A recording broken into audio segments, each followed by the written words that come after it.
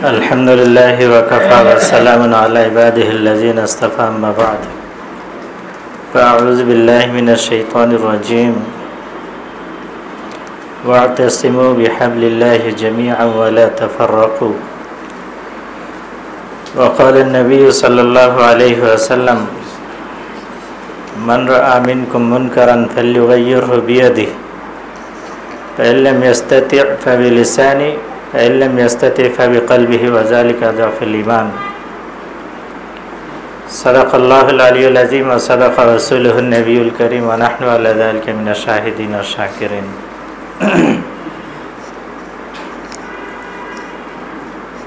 محترم حاضرین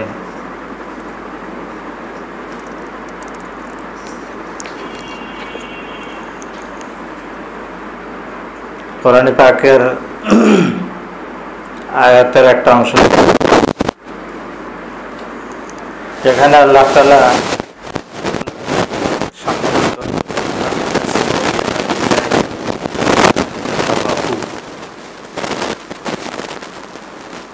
যে আল্লাহ তাআলা রশিকে মজবুত করে ধরো ঐক্যবদ্ধভাবে ওয়ালা তাফাররাকু এবং পরস্পরে বিচ্ছিন্ন হইও না।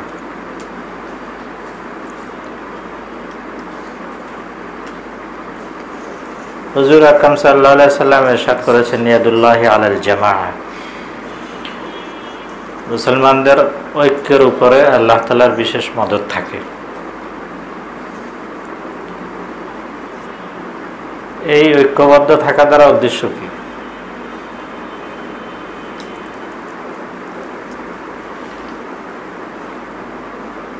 কোরআন সুন্নাহ মানার ক্ষেত্রে আহলে সুন্নাত ওয়াল জামাতের আকীদা বিশ্বাসের উপরে থাকা, আর যারা কোরআন সুন্নাহর উপরে উঠে আসতে পারে নাই তাদেরকে কোরআন সুন্নাহর দিকে ডাকা,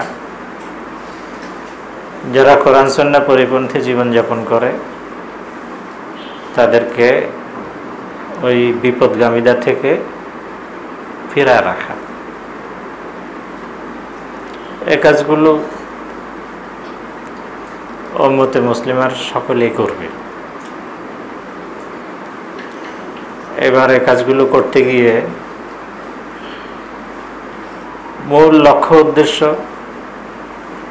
এবং ফলাফলের দিক থেকে এক হলেই হয়ে গেল। লক্ষ্য উদ্দেশ্য আল্লাহ তাআলার সন্তুষ্টি, রাসূল করিম সাল্লাল্লাহু আলাইহি সাল্লামের ইতাআত তথা কোরআন সুন্নাহ অনুযায়ী জীবনযাপন করা, মানুষকে কোরআন সুন্নাহর উপরে নিয়ে আসা, শরীয়তের উপরে নিয়ে আসা, এই হলো লক্ষ্য উদ্দেশ্য। এখন এই লক্ষ্য উদ্দেশ্যে পৌঁছায়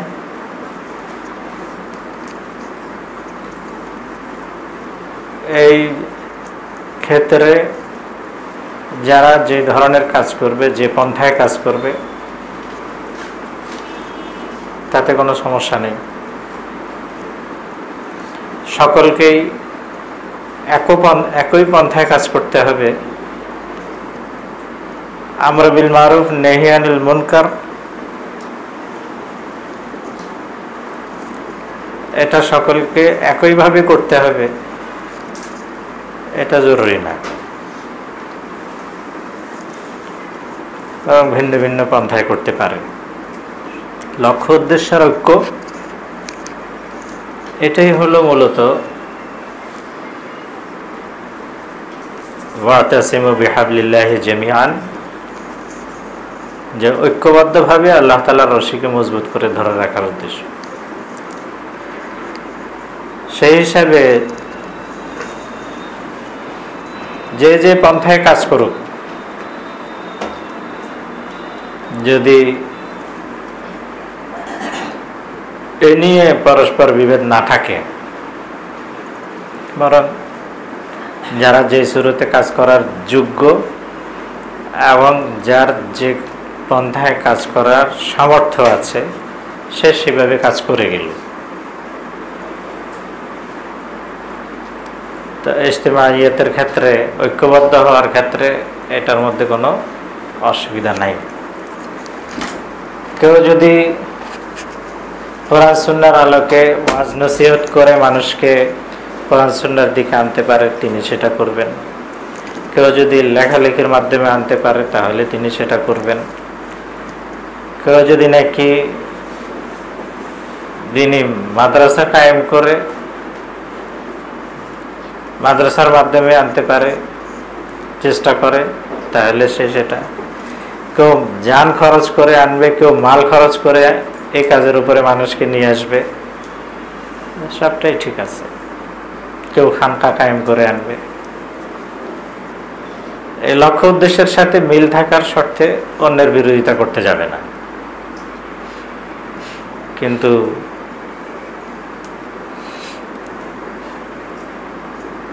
একে অপরকে রফিক মনে করবে, হারিফ মনে করবে না, একে অপরের সহযোগী, শত্রু না, প্রতিপক্ষ না, তাহলে হয়ে গেল। তো এইভাবেই চলতেছে,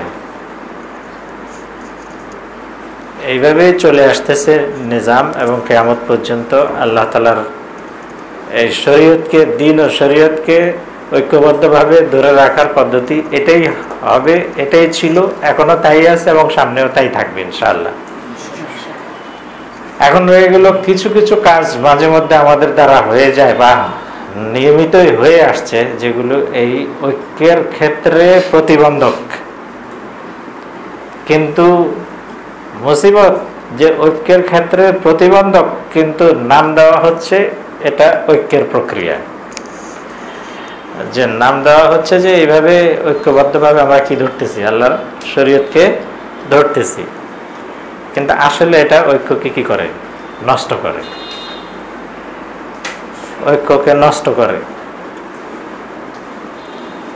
তো এর মধ্যে উল্লেখযোগ্য হলো রাজনীতি।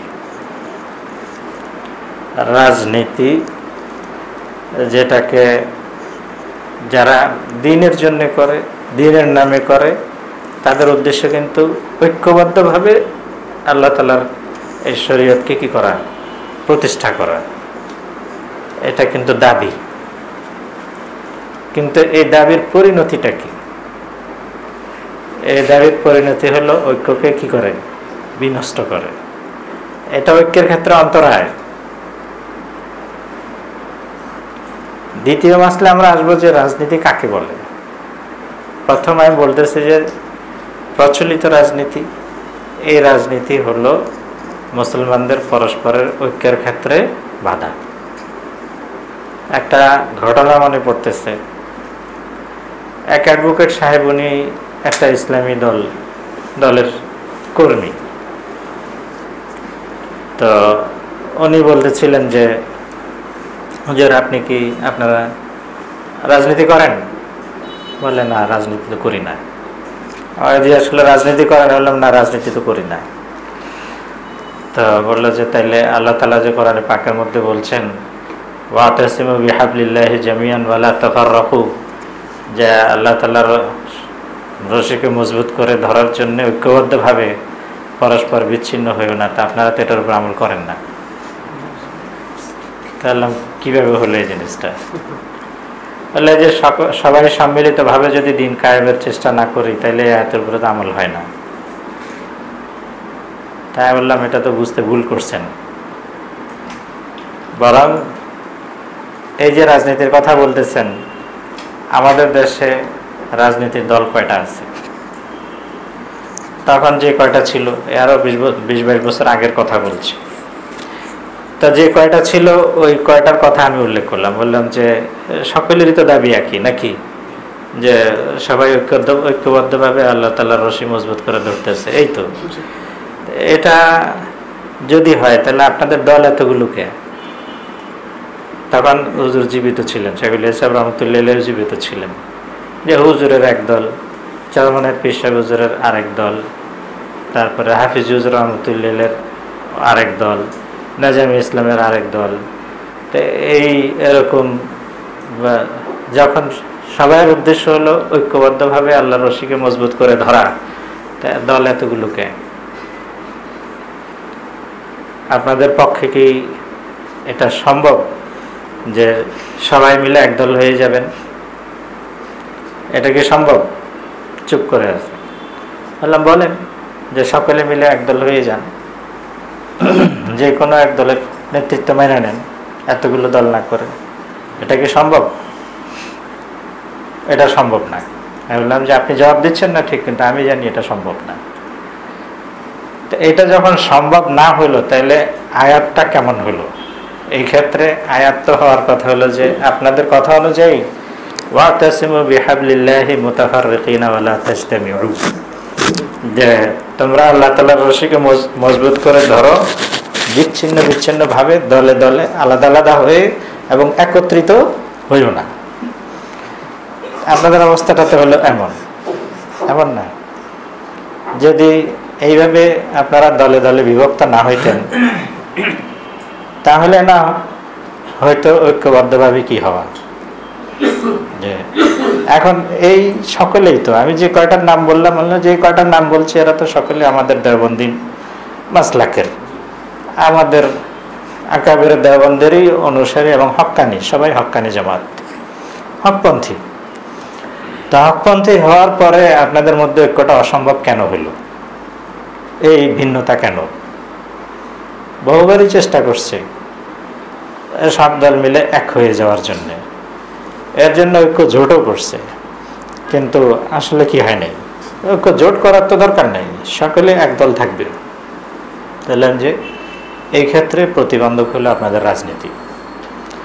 এই যে রাজনীতি নিয়ে আগে বাড়া, প্রচলিত রাজনীতি, এটাই হলো প্রতিবন্ধক। আজকে যদি এটা না করতেন, তাহলে আমাদের মধ্যে এত বিবাদ থাকতো না, বরং সকলেই একই ইয়ের উপরে থাকতাম।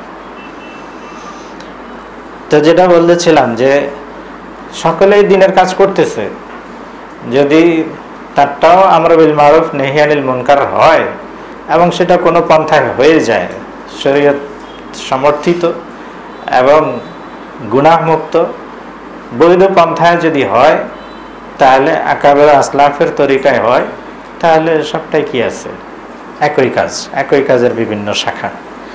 কিন্তু যখন এমন হয়ে যায় যে কর্মপন্থার কারণে আমরা আর একত্রিত হইতে পারতেছি না, তখন কিন্তু সেটা ঐক্য না, সেটা হলো কি অনৈক্য। তো এখন প্রশ্ন হবে যে তাইলে কি ইসলামিক রাজনীতি নাই? অবশ্যই আছে। ইসলামের রাজনীতি আর প্রচলিত রাজনীতি দুইটা এক জিনিস না। এই জিনিসটা আমাদের এই জন্য জানা দরকার যে অনেক সময় আমরাও কি হয়ে যাই যে এইভাবে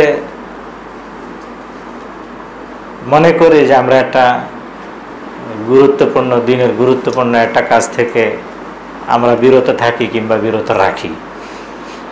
যারা প্রচলিত রাজনীতির সাথে সম্পৃক্ত না, বাংলাদেশের কওমি মাদ্রাসার উলামায়ে কেরামদের অধিকাংশরাই তো এখন এরকম, যারা এগুলোর সাথে জড়িত না। তাহলে তাদের ক্ষেত্রে কি বলা হবে? তারা কি রাজনীতি করে না? রাজনীতি তো শরীয়তের মধ্যে আছে। তো সেটা কি? যেটা ইসলামী রাজনীতি, আর সেটা থেকে বর্তমানে যে রাজনীতি চলতেছে এটার মধ্যে ব্যবধানটা কোথায়? আপনি চিন্তা করেন যে এখনকার ইসলামের নামে যে রাজনীতি করা হইতেছে এটা সম্পূর্ণ গণতান্ত্রিক ধারায়, যে আমি লোক ভেড়াবো, আস্তে আস্তে কি করব, দল বানাবো এবং সামনে ইলেকশন আসলে ইলেকশন করব, হয় আলাদাভাবে না হয় কারো সাথে মিলে ক্ষমতায় যাব, ক্ষমতায় গিয়ে তারপরে ইসলাম কায়েম করব। তার মানে হলো যে ইসলাম কায়েম করতে হবে আমাকে নিজেই, এবং একই কাজ যদি অন্যজনে করে তাহলে সেক্ষেত্রে আমি সেটাকে কি করি না, এটার সাথে একমত হই না, আলাদা আলাদা থাকি। তো এই যে মনে করেন দিন কায়েম করার জন্যে আমাকে ক্ষমতা হাতে নিতে হবে, আর এরপরে গিয়ে কি কি উপায়ে? গণতান্ত্রিক উপায়ে। গণতান্ত্রিক উপায় বুঝতেছি যে দল করতে হবে, সমর্থক বাড়াইতে হবে, তারপরে গিয়ে মেজরিটিতে আসতে হবে, তারপরে গিয়ে কি করতে হবে? আমার ইসলাম কায়েম করতে হবে। এইভাবে ইসলাম কায়েম করা বা এই ধরনের রাজনীতি আমরা ইসলামের ইতিহাসের শুরু থেকে নিয়ে এই নিকট অতীত পর্যন্ত আমাদের আকাবেরদের ইতিহাসে আমরা পাই না। ইসলামের রাজনীতির মূল হলো ক্ষমতায় যাওয়া না। আল্লাহ তাআলা যদি ক্ষমতায় কাউকে দিয়ে দেয় তাহলে সে কোরআন সুন্নাহ অনুযায়ী কি করবে? পরিচালনা করবে। ক্ষমতা না দিলেও আগে আমাকে ক্ষমতায় যেতে হবে, তারপরে ইসলাম কায়েম করতে হবে, এটা না। কিন্তু যদি আল্লাহ তাআলা আমাকে ক্ষমতা না দেয়, ইমারত যদি আমাকে না দেয়, তাহলে সেক্ষেত্রে তখন আমার রাজনীতিটা কি হবে? তখন আমার রাজনীতি হবে আমর বিল মারুফ নেহি আনিল মুনকার।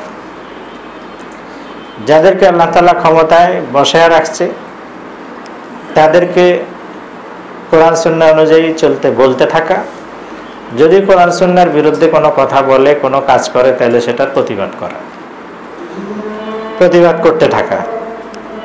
সেই প্রতিবাদেরও স্তর আছে, সকলের প্রতিবাদ কিন্তু একরকম না। 3 স্তরের প্রতিবাদ। তো এখন কোরআনে পাকের আয়াত পড়ে পড়ে সেগুলো যাদেরকে আল্লাহ তাআলা কোনো ক্ষমতায় দেয় নাই, প্রশাসনের কোনো স্তরে বসায় নাই, এমন লোকের ক্ষেত্রে এই আয়াতগুলো প্রয়োগ করা হয়। ওয়ামাল্লাম ইয়াহকুম বিমা আনজালাল্লাহু ফাউলাইকা হুমুল কাফিরুন। যারা আল্লাহ তাআলার বিধান মতো ফয়সালা করবে না তারা সকলে কাফের। ফাউলাইকা হুমুজ জালিমুন, ফাউলাইকা হুমুল ফাসিকুন, 3টা আয়াত আছে। যারা আল্লাহর বিধান অনুযায়ী ফয়সালা করবে না, এই কোরআনে পাকের আয়াতেই বোঝা যায় যে এটা হলো যাদেরকে আল্লাহ তাআলা কি বানাইছে? শাসক বানায় দিছে, তাদের ক্ষেত্রে হলো এটা প্রযোজ্য। তাই বলে যাকে শাসক বানায় নাই সে কিন্তু আল্লাহর বিধান অনুযায়ী ফয়সালা করার কি রাখে না, এখতিয়ার রাখে না। সে যতটুকু রাখে অতটুকুর মধ্যে তাকে ইয়ে করতে হবে। এখন চোরের হাত কাটা যায় না বলে আর ব্যভিচারীদেরকে প্রস্তরাঘাতে হত্যা করা হয় না বলে, কিংবা হত্যাকারীর শাস্তি মৃত্যুদণ্ডের মাধ্যমে কার্যকর হয় না বলে আমরা সকলেই গুনাহগার, বিষয়টা কি তা?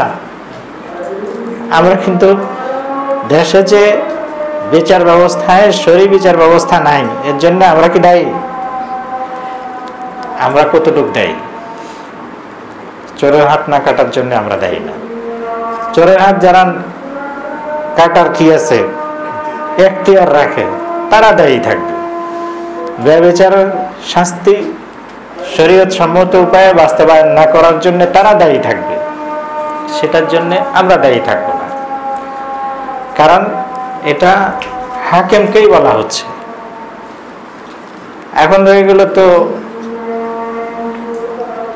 এই যে দায়িত্ব চেয়ে নিয়ে তারপরে কি করা, এরপরে যে ইসলাম কায়েম করার চিন্তা করা, এটা তো ওই হাদিস থেকে বাহ্যিকভাবে নিষিদ্ধই মনে হয়।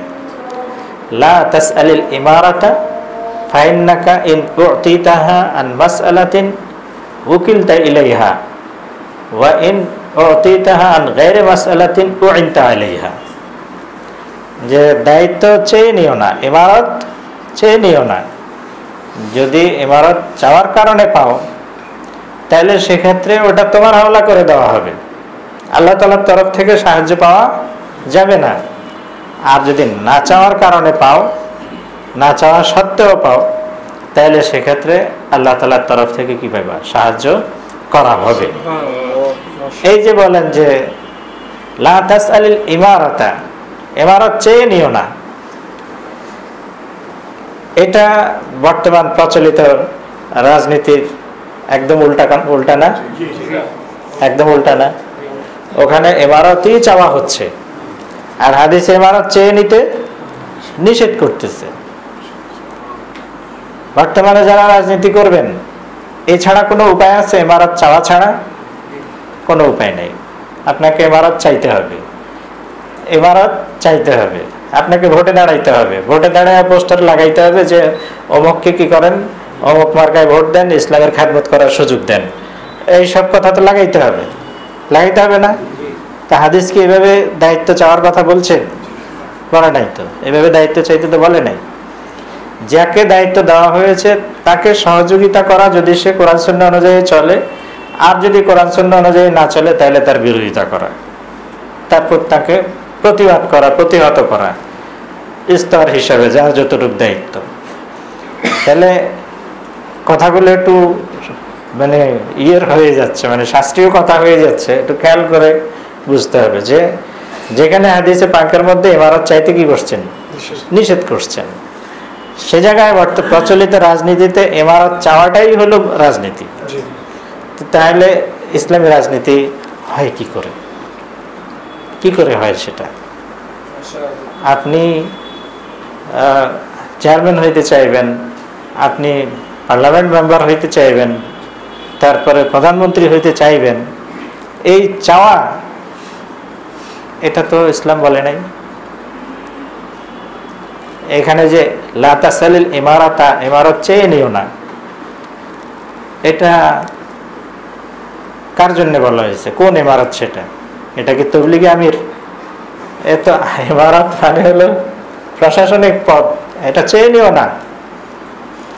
অন্য হাদিসে বলা হয়েছে যাকে দুইজনের উপরও আমির বানানো হয়েছে তাকে যেন ছুরি ছাড়া কি করে দেওয়া হয়েছে, জবাই করে দেওয়া হয়েছে। এত খতরনাক জিনিস আমির হওয়া, তাহলে ইমারত চেয়ে নেওয়ার জিনিস না। অথচ প্রচলিত রাজনীতির মূল মন্ত্রই হলো ইমারত চাও, ইমারত চেয়ে নাও, তুমি ইমারত আমির হইতে চেষ্টা করো। এখানে হযরত ইউসুফ আলাইহিস সালামের ওই আয়াত দিয়ে দলিল দেওয়া ঠিক হবে না, যেখানে হযরত ইউসুফ আলাইহিস সালাম বলেছেন যে ইজালনি আলা খাজাইলিন আরদ ইন্নী হাফিজুন আলিম, যে আমাকে খাদ্য ভাণ্ডারের দায়িত্ব দেন, আমি এ ব্যাপারে আমানতদার আছি এবং আমি এর ব্যাপারে ভালো ব্যবস্থা করতে পারবো। সেটা কোন ক্ষেত্রে, সেটা কোন ক্ষেত্রে? যখন তিনি পরিপূর্ণভাবে কি থাকবেন, যে আত্মবিশ্বাসী থাকবেন যে ইনি এখানে গিয়ে শরীয়ত মোতাবেক কি করতে পারবেন, কাজ করতে পারবেন, এবং তিনি এ ব্যাপারে অবস্থা এমন থাকবে যে ওনার বিকল্প সেখানে নাই। তখন তার আগ পর্যন্ত যদি বিকল্প থাকে, কিংবা আমি ওখানে গিয়ে কি করতে পারবো না, কোরআন সুন্নাহ অনুযায়ী ফয়সালা করতে পারবো না, এমন সময় তো এভাবে চাওয়া যায় না। লাভটা কি যদি আমি সেখানে না পারি? তার প্রমাণ কি, যে আপনি যদি এ ব্যাপারে সন্দিহান থাকেন যে ওখানে গিয়ে পারিপার্শ্বিক কারণে আপনি পারবেন না, তাহলে সেক্ষেত্রে আপনি সে পদ নিতে পারবেন না, যদি অন্য কেউ উপযুক্ত নাও থাকে। তারপরেও ইমাম আবু হানিফা রাহমাতুল্লাহি আলাইহিকে খলিফা মনসুর, হারুন রশিদের বাবা আব্বাসী খলিফা, কি হওয়ার জন্য চাপ দিয়েছিল? কাজীউল কুযাত, চিফ জাস্টিস হওয়ার জন্য। ইমাম আবু হানিফা রাহমাতুল্লাহি আলাইহি কি চিফ জাস্টিস হওয়ার যোগ্য ছিলেন না? ছিলেন তো, কিন্তু তারপরেও এই পদ গ্রহণ করলেন না। গ্রহণ না করে উল্টা খলিফা মনসুরের বিরাগ ভাজন হয়ে বেত্রাঘাত খেয়ে খেয়ে শহীদ হয়ে গেলেন। কারণটা কি? কি কারণ? যদি বিষয়টা এমনই হইতো যে আমাকে পদে বসাইলে আমি সেই পদ গ্রহণ করা আমার জন্য জরুরি হয়ে যেত, কি কায়েম করার জন্যে, ইনসাফ কায়েম করার জন্যে। এটা তো এখনকার যুগের চেয়ে ইমাম আবু হানিফা রাহমাতুল্লাহি আলাইহির খলিফা মনসুরের যুগে অনেক বেশি সম্ভব ছিল, অনেক বেশি সহজ ছিল না? খলিফা মনসুরের জামানায়ও কিন্তু মানুষ, সাধারণ মানুষের মধ্যে দিনদারি এখনকার চেয়ে অনেক বেশি ছিল। এবং খলিফা মনসুর তারা ছিল মুসলিম জাহানের একচ্ছত্র আধিপত্য তাদের হাতে ছিল, তথা ওনারা যাকে দায়িত্ব দিবেন এই দায়িত্বের বিপরীতে আরেকজন খাড়া হয়ে যাবে এমন সম্ভাবনা সেখানে ছিল না। এর পরেও ইমামে আবু হানিফা রাহমাতুল্লাহি আলাইহি, ইমামে আজম, ওনার মতো যোগ্য লোক কেন এই প্রস্তাব প্রত্যাখ্যান করলেন? এই আশঙ্কায় যে খলিফা মনসুরের মেজাজ সম্পর্কে ওনার জানা ছিল যে উনি চিফ জাস্টিস হওয়ার পরে শরীয়ত মতো ফয়সালা করার ক্ষেত্রে খলিফা বাধা হয়ে দাঁড়াবে, যার কারণে উনি কি করেন নাই, এই পদ গ্রহণ করেন নাই, করলেন না। তো তো দায়িত্বশীল বানাইতে চাইছে, কিন্তু তারপরও কি হয় নাই, গ্রহণ করে নাই। যদিও খলিফা মনসুরের অন্য কোনো দুর্বিসন্ধি থাকতে পারে, কিন্তু ওনার হাতে তো সেই সুযোগ চলে আসছিল। এরপরেই হযরত ইমাম আবু ইউসুফ রহমতুল্লাহ আলাইহি আবার কি করলেন, হারুন রশিদের জামানায় আবার চিফ জাস্টিস হয়ে গেলেন। কারণ ইমাম আবু ইউসুফ রহমতুল্লাহ আলাইহির সময়ে খলিফা ছিল হারুন রশিদ। হারুন রশিদের ব্যাপারে এতটুকু ইমাম আবু ইউসুফ রহমতুল্লাহ আলাইহির আত্মবিশ্বাস ছিল যে তিনি চিফ জাস্টিস হয়ে ফয়সালা করতে গেলে হারুন রশিদ কি হবে না, বাধা হয়ে দাঁড়াবে না। তো উনি গ্রহণ করছেন। তো এখন আপনি তখনকার সময়ে কাজীউল কুযাত তথা চিফ জাস্টিস হওয়া, প্রধান বিচারপতি হওয়া কত বড় একটা গুরুত্বপূর্ণ পদ, কিন্তু ইমাম আবু হানিফা রাহমাতুল্লাহ আলাইহি কি করলেন না, সেটা গ্রহণ করলেন না। তবে তখনকার হুকুমতের যে উল্টা সিধা চালচলন, সেটার ব্যাপারে পরিবর্তনের জন্য তিনি ভিন্নভাবে কি করছেন, চেষ্টা করছেন। এর বিপরীতে নফসে জাকিয়া নামক একজন বুজুর্গ দাঁড়াইছিলেন, তাকে কিন্তু তিনি সমর্থন করছিলেন, সেটা ভিন্ন বিষয়। তো ওইটাই হলো ইসলামের রাজনীতি, যে যারা এই কাজের জন্য দাঁড়াবে তাদের ইসলাহের চেষ্টা করা। হাকিমুল উম্মত হযরত থানভী রহমতুল্লাহ আলাইহি যখন নাকি এই ভারতবর্ষ ভাগ হয়, তার আগে দিয়ে অনেকে এই পাকিস্তানের স্বপ্ন দশটা বলে ডক্টর ইকবালকে, কিন্তু সঠিক ইতিহাস হলো যে দ্বিজাতির তথ্য এবং এই ভারতবর্ষের মুসলমানদের জন্য আলাদা রাষ্ট্র, এটার স্বপ্নদ্রষ্টা ছিলেন হযরত হাকিমুল উম্মত থানভী রহমতুল্লাহ আলাইহি, তিনি ছিলেন। তো মুসলিম লীগ আলাদা মুসলমানদের জন্য কি করছে, রাজনীতি করে গেছে ঠিক, কিন্তু প্রথমেই কিন্তু তাদের মাথায় কি আসে না যে মুসলমানদের জন্য কি হইতে হবে, আলাদা রাষ্ট্র হইতে হবে। হযরত হাকিমুল উম্মত রাহমাতুল্লাহ আলাইহি কি করছেন, এই মুসলিম লীগের নেতৃবৃন্দকে এই কথা বুঝাইছেন যে তোমরা মুসলমানদের জন্য কি দেখো, আলাদা রাষ্ট্র করো। হযরতের দূরদর্শিতায় তিনি দেখতে পাইছেন যে ভারতবর্ষ ব্রিটিশরা যেভাবে তারা ছেড়ে যাবে, এখন এই ছেড়ে যাওয়ার পরে এখানে রাষ্ট্র পদ্ধতি ব্রিটিশদের নিয়মে চলবে, তার মানে হলো গণতান্ত্রিক সিস্টেমে আসবে। এই গণতান্ত্রিক সিস্টেমে যদি আসে তাহলে পুরা ভারতবর্ষ মিলে অমুসলিমরা থাকবে হলো সংখ্যাগুরু, মুসলমানরা হবে সংখ্যালঘু, যার কারণে সবসময় মুসলমানরা সংখ্যালঘু হিসাবে কি হবে, পরিচিত হবে এবং অমুসলিমদের দ্বারা কি হবে, শাসিত হবে। এই জন্যে হাকিমুল উম্মত হযরত মুজাদ্দিদুল মিল্লাত আশরাফ আলী থানভী রহমতুল্লাহ আলাইহি তিনি কি করলেন, পরামর্শ দিলেন যে তোমরা মুসলমানদের স্বার্থ নিয়ে চিন্তা করো, যেখানে যে সকল এলাকা মুসলমান সংখ্যাগরিষ্ঠ ওগুলো নিয়ে আলাদা রাষ্ট্রের চিন্তা করো, তাহলে কি হবে, ফলে একটা অংশ মুসলমানদের বড় একটা অংশ কি হয়ে যাবে, সেখানে সংখ্যালঘু থাকবে না, আরেকটা অংশে সংখ্যালঘু থাকবে। তো এই পরামর্শ দিয়ে তাকে বোঝানোর জন্যে, তখন মুসলিম লীগের লিডার ছিল মোহাম্মদ আলী জিনা, সেই মোহাম্মদ আলী জিনাকে এই বিষয়ে বোঝানোর জন্যে হযরত হাকিমুল উম্মত হযরত শাব্বির আহমদ ওসমানী রহমতুল্লাহ আলাইহি এবং মুফতি শফি রহমতুল্লাহ আলাইহি ওনাদেরকে প্রতিনিধি হিসাবে পাঠাইছেন, যে সে রাজনীতি জানে, তো তার প্রজ্ঞা আছে, তার মাথায় যদি এটা ঢুকায় দেওয়া যায় তাহলে তারা এটাকে কি করতে পারবে, সামনে আমলে দিতে পারবে। যাই হোক, এর জন্যে মানুষের রায়, মতামত, এর জন্যে জনমত তৈরি করার জন্যে হযরত হাকিমুল উম্মতের শিষ্যদেরকে হাকিমুল উম্মত কাজে লাগাইছেন। এদিকে এই বাংলাদেশ, এই এলাকা বঙ্গ এরিয়া, এই এলাকায় মুসলমান সংখ্যাগরিষ্ঠ ছিল। সিলেটের এদিকে সেখানেও মুসলমান সংখ্যাগরিষ্ঠ ছিল, কিন্তু সিলেটে হযরত মদনী রহমতুল্লাহ আলাইহির যাতায়াত বেশি থাকার কারণে এবং খোলাফা বেশি থাকার কারণে এই ভারতবর্ষ ভাগ হয়ে যাওয়া, এই ক্ষেত্রে তারা ছিল হযরত মদনী রহমতুল্লাহ আলাইহির চিন্তাধারায় বিশ্বাসী। তার মানে হলো কংগ্রেস, সে কংগ্রেস যে ভারতবর্ষ বিভক্তির পক্ষে ছিল না। তো হযরত হোসেন আহমদ মদনী রহমতুল্লাহ আলাইহি কিন্তু এই ভারত বিভক্তির পক্ষে ছিলেন না। যাই হোক, পক্ষে ছিলেন না সেটারও একমত আছে, আবার মুসলমানরা আলাদা হয়ে গেছে তারও একমত আছে। হযরত মাওলানা হাবিবুল্লাহ মিসবাহ সাহেব রহমতুল্লাহ আলাইহি এক বয়ানে বলছিলেন যে উলামায়ে কেরামের এই যে দুই চিন্তা হয়ে যাওয়া, এই দুই চিন্তার সুফল এটার মধ্যে দুইটাতেই একমত ছিল।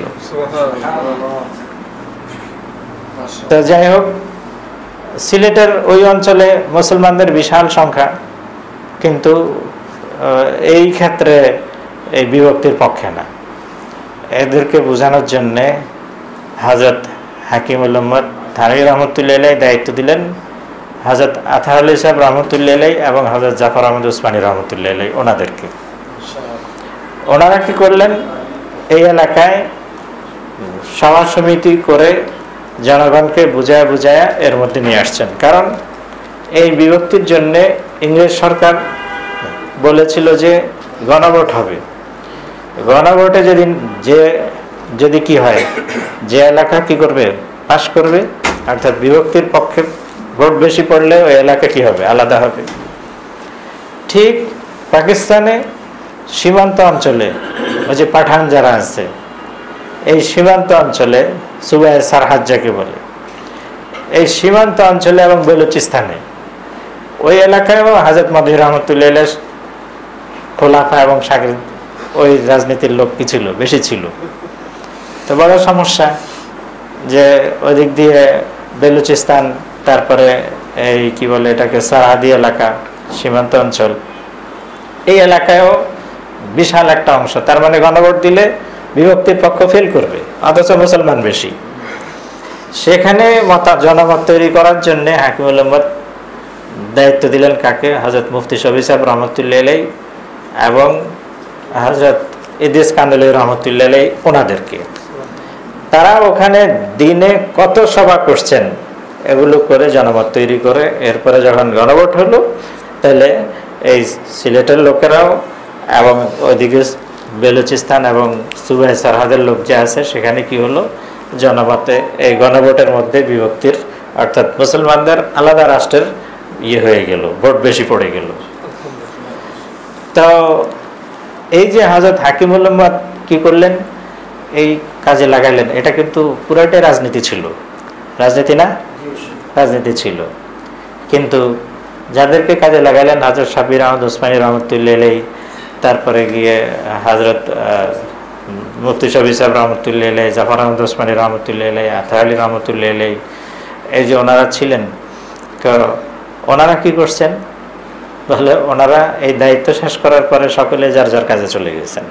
আবার পড়ানো শাব্বির আহমদ উসমানী রহমতুল্লাহ আলাইহিকে দিয়ে পশ্চিম পাকিস্তানে এবং জাফর আহমদ উসমানী রহমতুল্লাহ আলাইহিকে দিয়ে পূর্ব পাকিস্তানে এই পাকিস্তানের পতাকা কি করা হয়েছিল, উড়ানো হয়েছিল, প্রথম পতাকা। যেরকম বাংলাদেশে স্বাধীন হওয়ার পরে আসাম আব্দুর রব পতাকা উড়াইছে, তো এরকম পাকিস্তান হওয়ার পরে এই পূর্ব পাকিস্তানে হযরতে জাফর আহমদ উসমানী রহমতুল্লাহ আলাইহি আর পশ্চিম পাকিস্তানে হযরতে শাব্বির আহমদ উসমানী রহমতুল্লাহ আলাইহি পাকিস্তানের পতাকা উত্তোলন করছিলেন।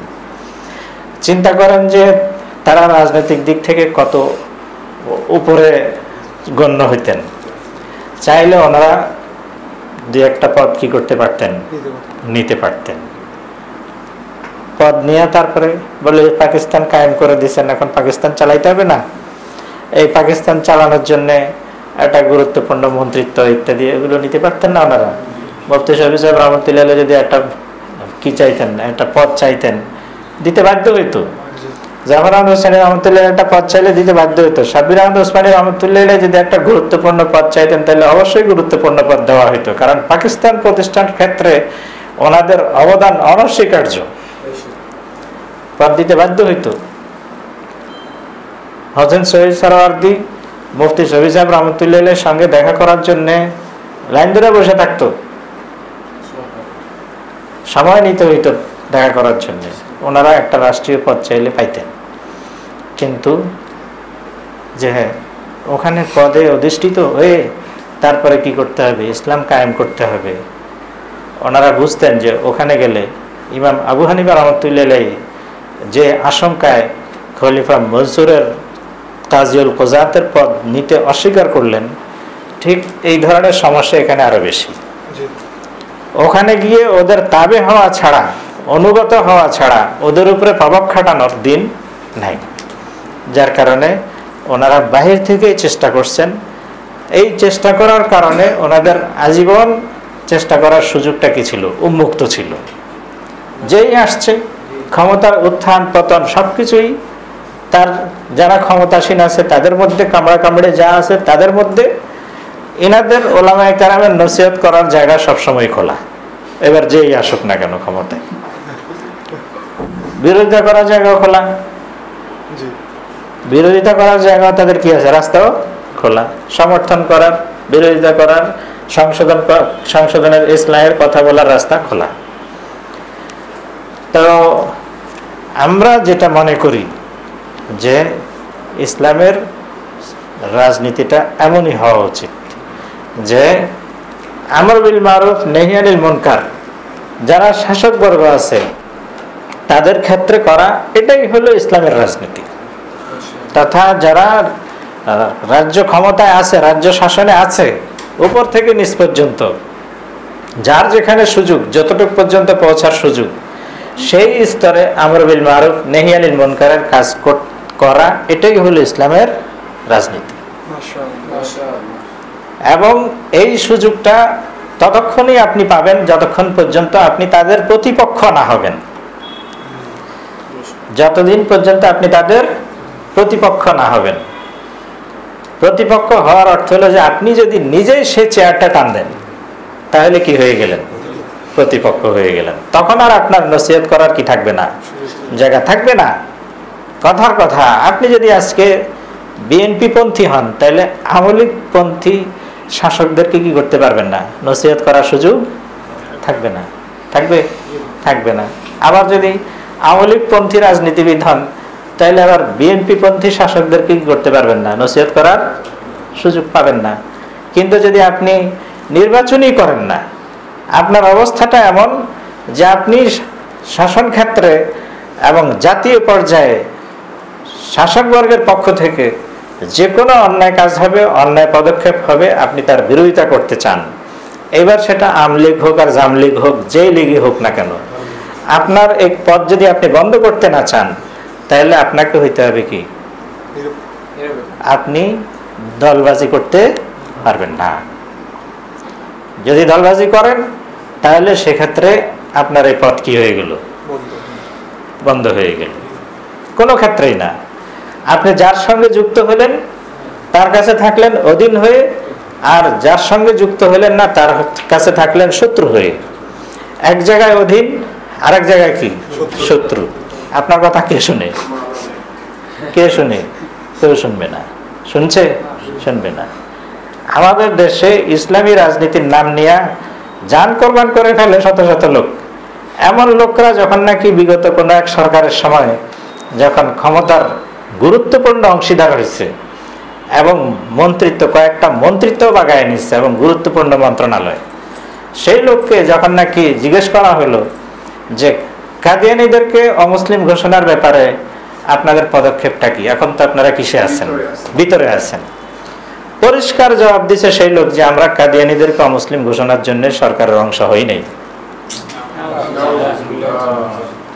কারণ সে যে পদে চলে গেছে, যে জায়গায় চলে গেছে, সেখান থেকে কাদিয়ানীদেরকে অমুসলিম ঘোষণা করার আর সুযোগ তার, বা এই দাবি করার সুযোগ আর তার নাই, পারবে না। তার আরেকটা উদাহরণ দেই। কিছুদিন আগে, এই গত সম্ভবত 1.5 বছর আগে, পাকিস্তানে যখন নাকি ইমরান খানকে ক্ষমতাচ্যুত করা হয়, ক্ষমতাচ্যুত করার পরে তখন জোড়াতালি দিয়ে নির্বাচনের আগে একটা সরকার হয়েছিল, সম্ভবত শাহবাজ শরীফের নেতৃত্বে। তো তারপরে তো আবার নির্বাচন হলো, নির্বাচনে যা হওয়ার হয়েছে এগুলো তো আমাদের আলোচনার বিষয় না। তখন ওই নির্বাচনের আগে ইমরান খানকে ক্ষমতাচ্যুত করার এই যে কি বলে আন্দোলন, সেই আন্দোলনের মধ্যে গুরুত্বপূর্ণ ভূমিকা রাখছে হলো পাকিস্তানের জমিয়তে উলামা ইসলাম। তার মানে হলো মাওলানা ফজলুর রহমান সাহেবের দল, ফজলুর রহমান সাহেবের দল। সেই ফজলুর রহমান সাহেব এর দল গুরুত্বপূর্ণ ভূমিকা রাখার কারণে ওই যে অল্প মেয়াদী একটা সরকার ছিল নির্বাচনের আগের, এই সরকারের মধ্যে ধর্ম মন্ত্রণালয়টা দেওয়া হয়েছিল একজন মুফতি সাহেবকে। মুফতি সাহেবের নামটা আমার এখন খেয়াল করতেছে না। জমিয়তে উলামা ইসলামের একজন মুফতি সাহেবকে কি দেওয়া হয়েছিল, ধর্ম মন্ত্রণালয়টা দেওয়া হয়েছিল। ধর্ম মন্ত্রণালয় পাওয়ার কিছুদিন পরে আসছে হলো 25শে ডিসেম্বর। 25শে ডিসেম্বর তার মানে খ্রিস্টানদের বড়দিন। এই 25শে ডিসেম্বরে খ্রিস্টানদের বড়দিন উপলক্ষে প্রধানমন্ত্রীও ছিল, অন্যান্য মন্ত্রীরাও ছিল, সকলে মিলে বড় একটা ছুরির মধ্যে হাত দিয়ে এই কেক কাটছে। কেক, সেই কেক কাটার মধ্যে ওই মুফতি সাহেব হাত লাগাইছে। খ্রিস্টানদের বড়দিনের কেক কে কাটতেছে? মুফতি সাহেব কাটতেছে। বলেন তো, এই মুফতি সাহেবের ধর্মমন্ত্রী না হলে কি খ্রিস্টানদের কেক কাটা লাগতো? কিন্তু ধর্মমন্ত্রী হয়ে যাওয়ার পরে কেক না কেটে পারতো? পারতো না। এই হলো ইসলাম। কথাটা বুঝাইতে পারতেছে কিনা? এই সকল এইভাবে রাজনীতি করে যদি নাকি ক্ষমতা পায় তাহলে কি করতে হয়? তখন খ্রিস্টানদের কেক কাটতে হবে, তারপরে হিন্দুদের মঙ্গল প্রদীপও কি করতে হবে? জ্বালাইতে হবে। কারণ কি জিজ্ঞেস করা হয়েছে ওনাকে, কঠিন সমালোচনায় পড়ছে যে মুফতি সাহেব ইয়ে কে কাম করলে আপনি। তারা জবাব দিছে যে আমাকে যেহেতু উজিরে মাযহাবি বানানো হয়েছে, সুতরাং সব মাযহাবের কাজে আমার কি করতে হবে? করতে হবে। এই মুফতি সাহেবের ব্যাপারে পরবর্তীতে অন্যরা তার ঈমান নিয়ে কি করছে? প্রশ্ন তুলছে যে খ্রিস্টানদের যীশু খ্রিস্টের জন্মদিন উপলক্ষে কেক কাটবেন, আপনার ঈমান ঠিক আছে কিনা? এগুলো ইমাম মুফতি সাহেবের এক বয়ান, এক কাজ। আরেক কাজে দেখা গেল যে ওনাকে এই মুসলমানরা বিভিন্ন দিনই প্রতিষ্ঠানের জন্য কিছু সহায়তার জন্য ইয়ে করছে যে এই খাতে সহযোগিতা করতে হবে। উনি পরিষ্কার বলতেছেন যে এই ধরনের প্রতিষ্ঠানে সহযোগিতা করার এখতিয়ার নাই রাষ্ট্রীয়ভাবে, উনি সহযোগিতা করতে পারলেন না। কেক কাটতে পারে, কিন্তু ইসলামের দিনী প্রতিষ্ঠানের সহযোগিতার জন্য বলা হয়েছে, উনি বলতেছে যে এই সম্ভব না এটা। তা আমি মুফতি সাহেবের কথা উদাহরণ দিলাম এই জন্যে যে বর্তমান পরিস্থিতিতে আপনাকে যদি নাকি রাষ্ট্রীয় পদ একটা দিয়ে দেয়, আমরা অনেকেই এই সুধারণায় আছে যে আমাদের হুজুর যদি নাকি একটা কি পাইতেন, আমাদের কথার কথা আমাদের মুফতি সাহেব হজরতকে যদি নাকি ধর্মমন্ত্রী বানায় দেওয়া হইতো তাইলে মনে হয় খুব ভালো হয়ে যেত। কিন্তু আসলে কি বিষয় তা? মুফতি সাহেব হুজুর এখন যেভাবে বয়ান করতে পারতেছেন, ধর্মমন্ত্রী বানায় দিলে মুখের মধ্যে কি দিতে হইতো? তারা দিতে হইতো, সব ধর্মের কথা বলা লাগতো। তা এখন যেভাবে স্বাধীনভাবে কথা বলতে পারতেছেন, সেই স্বাধীনতা থাকতো না। সুতরাং বর্তমান যে প্রচলিত রাজনীতি, এই রাজনীতিতে ইসলামের খেদমত হবে না। পরস্পরে দূরত্ব তৈরি হওয়া, আলাদা হওয়া ছাড়া, ঐক্য নষ্ট করা ছাড়া ফায়দা নেই। তাহলে কি হইতে হবে? কি রাজনীতি করতে হবে? আমাদের আকাবেররা যেটা দেখাই দিয়েছেন, হাকিমুল উম্মত হযরত থানভী রহমাতুল্লাহ যেটা দেখাইছেন, যে যারা রাজনীতি করতেছে এদের পিছনে মেহনত করো, এদের মগজ ধোলাই করতে চেষ্টা করো। যদি মগজ ধোলাই হয় ভালো, না হলে তুমি তোমার জায়গায় ঠিক থাকলা। এর মগজ ধোলাই না হলে এরপরে যে আসবে তার মগজ ধোলাই করার চেষ্টা করবা। তোমাদের এই চেষ্টা চালু রাখবা, যে পর্যন্ত পৌঁছতে পারো। তুমি যদি একজন মেম্বারের মগজ ধোলাই করতে পারো তাহলে তার পিছনে মেহনত করো। তুমি যদি একজন চেয়ারম্যান পর্যন্ত পৌঁছতে পারো তাহলে তার পিছনে মেহনত করো। এটা হলো ইসলামের রাজনীতি।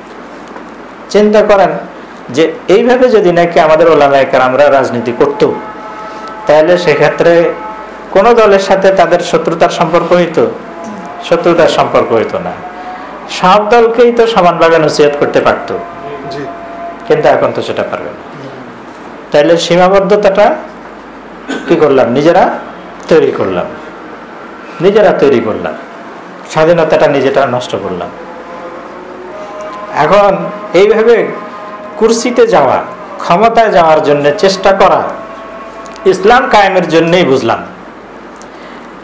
এটা কি আসলে ইসলামী রাজনীতি কিনা। এটা ইসলামী রাজনীতি না, বরং আমর বিল মারুফ নাহি আনিল মুনকার এটাকে যত ব্যাপক করতে পারে এটাই হলো ইসলামের রাজনীতি। এখানে 3 স্তরকে ভাগ করে দেওয়া হয়েছে। মান রাআ মিনকুম মুনকারান ফালইউগাইয়িরহু বিয়াদিহি, যে অন্যায় কাজ হতে দেখবে সে অন্যায় কাজকে প্রতিহত করবে কি দিয়ে? হাত দিয়ে, শক্তি দিয়ে। কারা শক্তি দিয়ে করবে? যার শক্তি আছে। যেখানে শক্তি খাটানোর কি আছে? সুযোগ আছে সেখানে। আর এটা বলা হয়, এটা হলো কাদের দায়িত্ব? সরকারে যারা আছে, সরকারি বিভিন্ন পদে যারা আছে তাদের দায়িত্ব হলো সেখানে ক্ষমতা প্রয়োগ করে কি করা? অন্যায়কে বন্ধ করা। এটা তাদের দায়িত্ব।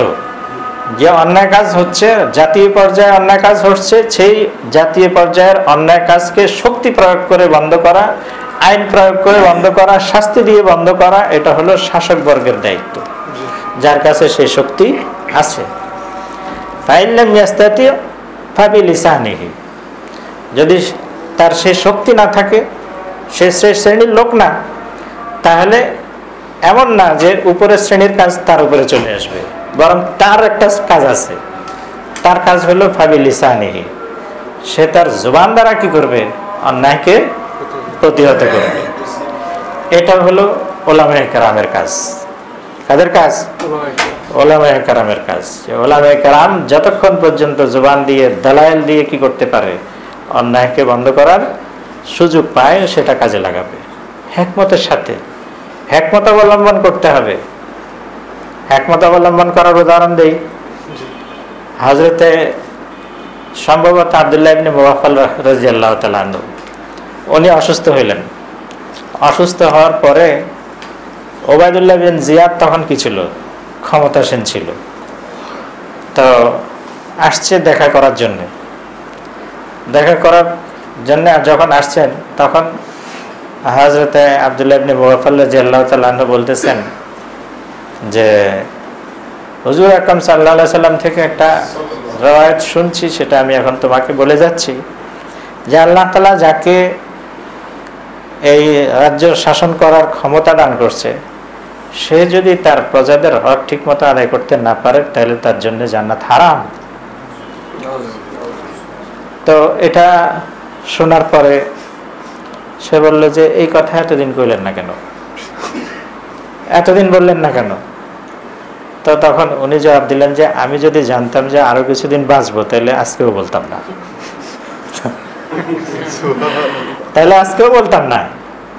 তাহলে কেন? যাই হোক, পরে যে তিনি বললেন যে আজকেও বলতাম না। কথা বুঝাইছেন যে এই যে তাকে যে সরাসরি যে কথাটা বলা হলো, এটা যদি উনি আরো আগে বলতেন তাহলে ওবায়দুল্লাহ বিন জিয়াদের মতো লোক, সে ইনার দ্বারা যে, এই সাহাবীর দ্বারা যে ওনার শাগিরদরা যে দ্বীনি খেদমতটা নেওয়ার সুযোগ পেতেছে, এটা বন্ধ করে দিত, চলে এই লোক তো ডেয়ারিং, এই লোক যে মাসলা বয়ান করে এই মাসলা তো যে বয়ান করলে আমার তো সমস্যা, তারা তো সবাই কইব যে ওয়াইদুল্লাহ বিন জিয়াদের লেগে জান্নাত কি হয়ে গেছে, হারাম হয়ে গেছে, যা ওনার দরজ বন্ধ করে দাও, ওনারে ফজলুল্লাহ কামিনী সাহেবের মতো কি করে দাও, গৃহবন্দী করে দাও, যেন মাদ্রাসার অফিসার বাসা ছাড়া অন্য কোথাও কি করতে না পারে, যাইতে না পারে, এরকম করে দাও। তো এটা ভালো হইতো নাকি উনি যে নিজের দরজ চালায় যেতেছেন, বিশাল জামাত ওনার দ্বারা উপকৃত হইতেছে, সেটা চালু থাকা ভালো, সেটা চালু থাকা ভালো। এই জন্য ওই নসিহতটা কি করেন নাই, আগে করেন নাই, আগে করেন নাই। তো হিকমত যে করে গেছেন, কিন্তু যখন ওনার দরজ করার মতো আর কি নাই, শক্তি নাই, সময় নাই হাতে, তখন বললেন যে এবার তার দরজ বন্ধ করার কোনো কি নেই, সুযোগও নেই, যা এখন নসিহতটা করে দিয়েছে। হলো সময় সুযোগ মতো কি করা, নসিহত করা। হযরত আবু হুরায়রা রাদিয়াল্লাহু তাআলা আনহু কি বলছেন যে আমার কাছে হাদিসের দুইটা ভান্ডার আছে, এক ভান্ডার তো বলে দিলাম, আরেক ভান্ডার যদি বলি তাহলে আমার এই গলা কেটে দেওয়া হবে। তার মানে হইলো ওই ভান্ডার কি করেন নাই, উনি বলেন নাই, প্রকাশ করেন নাই। ওটা ছিল যে এই পরবর্তী আমির উমারাদের গোলমালার এই সকল সম্পর্কে, এই সকল সম্পর্কে হুজুর আকরাম সাল্লাল্লাহু আলাইহি ওয়াসাল্লাম যে সকল কথা বলে গেছেন ওগুলো, তার ওগুলো যদি এদের সামনে বলে দিব, ওনারা কি করে শেষ করে কতল করে দিব, উনি এগুলো বলতে চান নাই। খামাখা হযরত আবু হুরায়রা রাদিয়াল্লাহু তাআলা আনহুর হাজার হাজার শাগরেদ ওনার কাছ থেকে হাদিস শুনতেছে, তো ওনার হাদিস শোনানো ভালো না কতল হয়ে যাওয়া ভালো? হাদিস শোনানোর সুযোগ যতক্ষণ রাখা যায় ততক্ষণ এটাই তো ভালো। অনেক মানুষ বুঝে না, খামাখাই বলতে থাকে যে এইবারও যদি ওলামায়ে কেরাম শহীদ না হয় তাহলে আর শহীদ হইব কবে? আরে কি মুশকিলের কথা। এই গত ইয়ের সময় হ্যাঁ, তখন একজনে আমার মোবাইলে SMS করছেন, এক ডাক্তার সাহেব, উনি বুঝবান ডাক্তার সাহেব, উনি SMS করলেন যে এখনো যদি ওলামায়ে কেরাম শহীদ না হয় তাহলে আর শহীদ হইব কবে? ঘরে থেকে শহীদ হইব। তাহলে এবার চিন্তা করেন যে ওলামায়ে কেরামের কি শহীদ হয়ে যাওয়াই উম্মতের জন্য ফায়দা? ওলামায়ে কেরাম দ্বারা আল্লাহ তাআলা যে খেদমত কি করতেছেন, দ্বীনের খেদমত নিচ্ছেন, এটা জারি থাকা ভালো নাকি শহীদ হয়ে যাওয়া ভালো? শহীদ হয়ে গেলে উনি বিনা হিসাবে জান্নাতে যাবে, জান্নাতে পাখি হয়ে কি থাকবেন, উঠতে থাকবেন, কিন্তু এদিক দিয়ে উম্মতের কি অবস্থা হবে? এই জন্য উম্মতকে যতক্ষণ কোরআন হাদিসের তালিম দেওয়ার সুযোগ, দিন পৌঁছানোর সুযোগ বাকি থাকে, এই সুযোগ বন্ধ। একটা হলো যে ওলামায়ে কেরাম শহীদ হয়ে গেল কোনো সমস্যা নাই, এই কাজ চলতে থাকবে। শহীদ হইলে বরং এই কাজ আরো কি হবে, বেগবান হবে, সেটা এক পদ্ধতি। আর তার উল্টা যদি এমন হয় যে শহীদ হওয়ার পরে এখানে যে ধারায় কাজ চলতেছিল এই ধারাটাই কি হয়ে গেল, বন্ধ হয়ে গেল, তাহলে ধারাটা বাকি রাখা ভালো না শহীদ হয়ে যাওয়া ভালো? বাকি রাখা ভালো। এই মুসল্লিদের মধ্যে এবং সাধারণ মুসলমানের মধ্যে অনেক অদূরদর্শী এবং বেকুফ লোক আছে যারা এই সকল ক্ষেত্রে দেখে যে ঠিক বিষয়টা ন্যায্য, ওলামায়ে কেরামও এটাকে সমর্থন করেন, কিন্তু যখন সাধারণ মানুষ শহীদ হইতেছে তখন বলে যে ওলামায়ে কেরাম কা শহীদ হয় না এখানে। আরে ওলামায়ে কেরাম শহীদ হয়ে গেলেই হবে, ওলামায়ে কেরামের আরো কাজ আছে না? এই বিগত দিনে কথাগুলো বললাম প্রেক্ষাপট হিসেবে, যে অনেকে ওলামায়ে কেরাম কেন নামে না রাস্তায়। ওলামায়ে কেরাম যখন রাস্তায় নামার দরকার তখন তো নামে না? হ্যাঁ, এই সরকার তো কি বলে ওলামায়ে কেরামের ওলামা এবং তালাবাদের রক্তই প্রথম কি করছে। তার আগে আরেক ঘটনা আছে, সেটা নাই বললাম, কিন্তু রাস্তার মধ্যে ব্যাপক হারে ওলামায়ে কেরামের রক্তই তো কি করছে, প্রবাহিত করছে। তখন যারা বলে, যারা এইবারে কি করছে, রক্ত দিচ্ছে, তখন তারা কি করছে, তারা টেলিভিশন দেখছে বসে বসে, যে দেখি কি করে বসে বসে টেলিভিশন দেখছে, আশা করছে যে ধরে রাখুক পরের দিন আমরা দেখবনি কি করা যায়, এই আশা করছেন। তো এই অতি উৎসাহী লোক এরকম ভাবে বাংলাদেশের উপর থেকে তো বিপদ কাটা যায় নাই। এক সূর্য না দেখছে, এক অন্ধকার কাইটা, আরো কত অন্ধকারে ঘিরতেছে। খ্রিস্টান মিশনারি কিভাবে জাল ছড়াইছে, এই খ্রিস্টান মিশনারির বিরুদ্ধে যদি নাকি কখনো কি করতে হয়, রক্ত দেওয়ার প্রশ্ন আসে, তখন কারা দিবে? আলেম তালেব আলেমদের রক্তই যাবে। যারা এখন রক্ত দিয়ে কি করছে, নতুন সূর্যের উদয়ের ঘটনা ঘটাইছে বা বলতেছে, তারা সেদিন ওলামায়ে কেরামের বিপক্ষে থাকবে, আশঙ্কা করা যাবে। ওলামায়ে কেরাম বিপক্ষে থাকবে, তারা বলবে যে ধর্ম যার যার উৎসব সবাই, হ্যাঁ এইসব কথা বলবে। তখন ঈসা আলাইহিস সালাম তো আল্লাহর নবী ছিলেন, তো ঠিক আছে, ঈসা আলাইহিস সালামের ইয়ে করলে, অনুসারী হলে সমস্যা কোথায়? তারা এই পার্থক্যটাই বুঝবে না। কাদিয়ানীদের ব্যাপারে যখন কিসের প্রয়োজন হবে, মোকাবেলার প্রয়োজন হবে, তখন সেই মোকাবেলা কাদেরই করতে হবে? ওলামায়ে কেরাম আর ওলামায়ে কেরাম অনুসারীদেরই করতে হবে। তখন আমাদের এই হিরোরা কোথায় থাকবে? বিরুদ্ধে। তারা বলবে যে ইসলাম কে মুসলমান কে মুসলমান না, এটা হলো পরকালের বিষয়। এখানে কোন রাষ্ট্র কি জন্য ঠিক করে দিব কেডা মুসলমান কেডা কাফের, এটা রাষ্ট্র ঠিক করবে কেন? ওই বেউকুফ বুঝেই না যে ওলামায়ে কেরাম কাদিয়ানীদেরকে কাফের ঘোষণা করার দাবি যে তুলতেছে, সেই দাবিটার অর্থটা কি। কাদিয়ানীদের তারা মুসলিম নাম ব্যবহার করে, ইসলামিক নাম ব্যবহার করে মুসলমানদেরকে কি দিচ্ছে? ধোঁকা দিচ্ছে। তারা কাদিয়ানী সম্প্রদায় হিসেবে থাকুক, এটা তো ওলামায়ে কেরাম কি করে না, নিষিদ্ধ করে না। তারা কাদিয়ানী হিসেবে থাকুক, ইসলামের অকাট্য আকীদা বিশ্বাসের সাথে তাদের সাংঘর্ষিক হওয়ার কারণে তারা নিজেদের মুসলমান পরিচয় দেওয়ার কি রাখে না, অধিকার রাখে না। এবং তারা মুসলমান ইসলামী আকীদা বিশ্বাসের সাথে সাংঘর্ষিক আকীদা রাখার পরেও তারা ইসলামী নাম ব্যবহার করে, মসজিদ, তারপরে আহমদী, এই সমস্ত নাম ব্যবহার করে, আহমদিয়া, মুসলিম জামাত, এই সমস্ত নাম ব্যবহার করে মুসলমানদেরকে কি দিচ্ছে? ধোঁকা দিচ্ছে। এই জিনিসটা করতে পারবে না তারা, তো এই দাবি না তুলতেছে। এখন তারা আহমদি জামাত থাকুক, কিন্তু আহমদি মুসলিম জামাত কেন বলবে? মুসলিম জামাত বলতে হলে তো মুসলমান থাকতে হবে, ইসলামী আকীদার উপরে থাকতে হবে।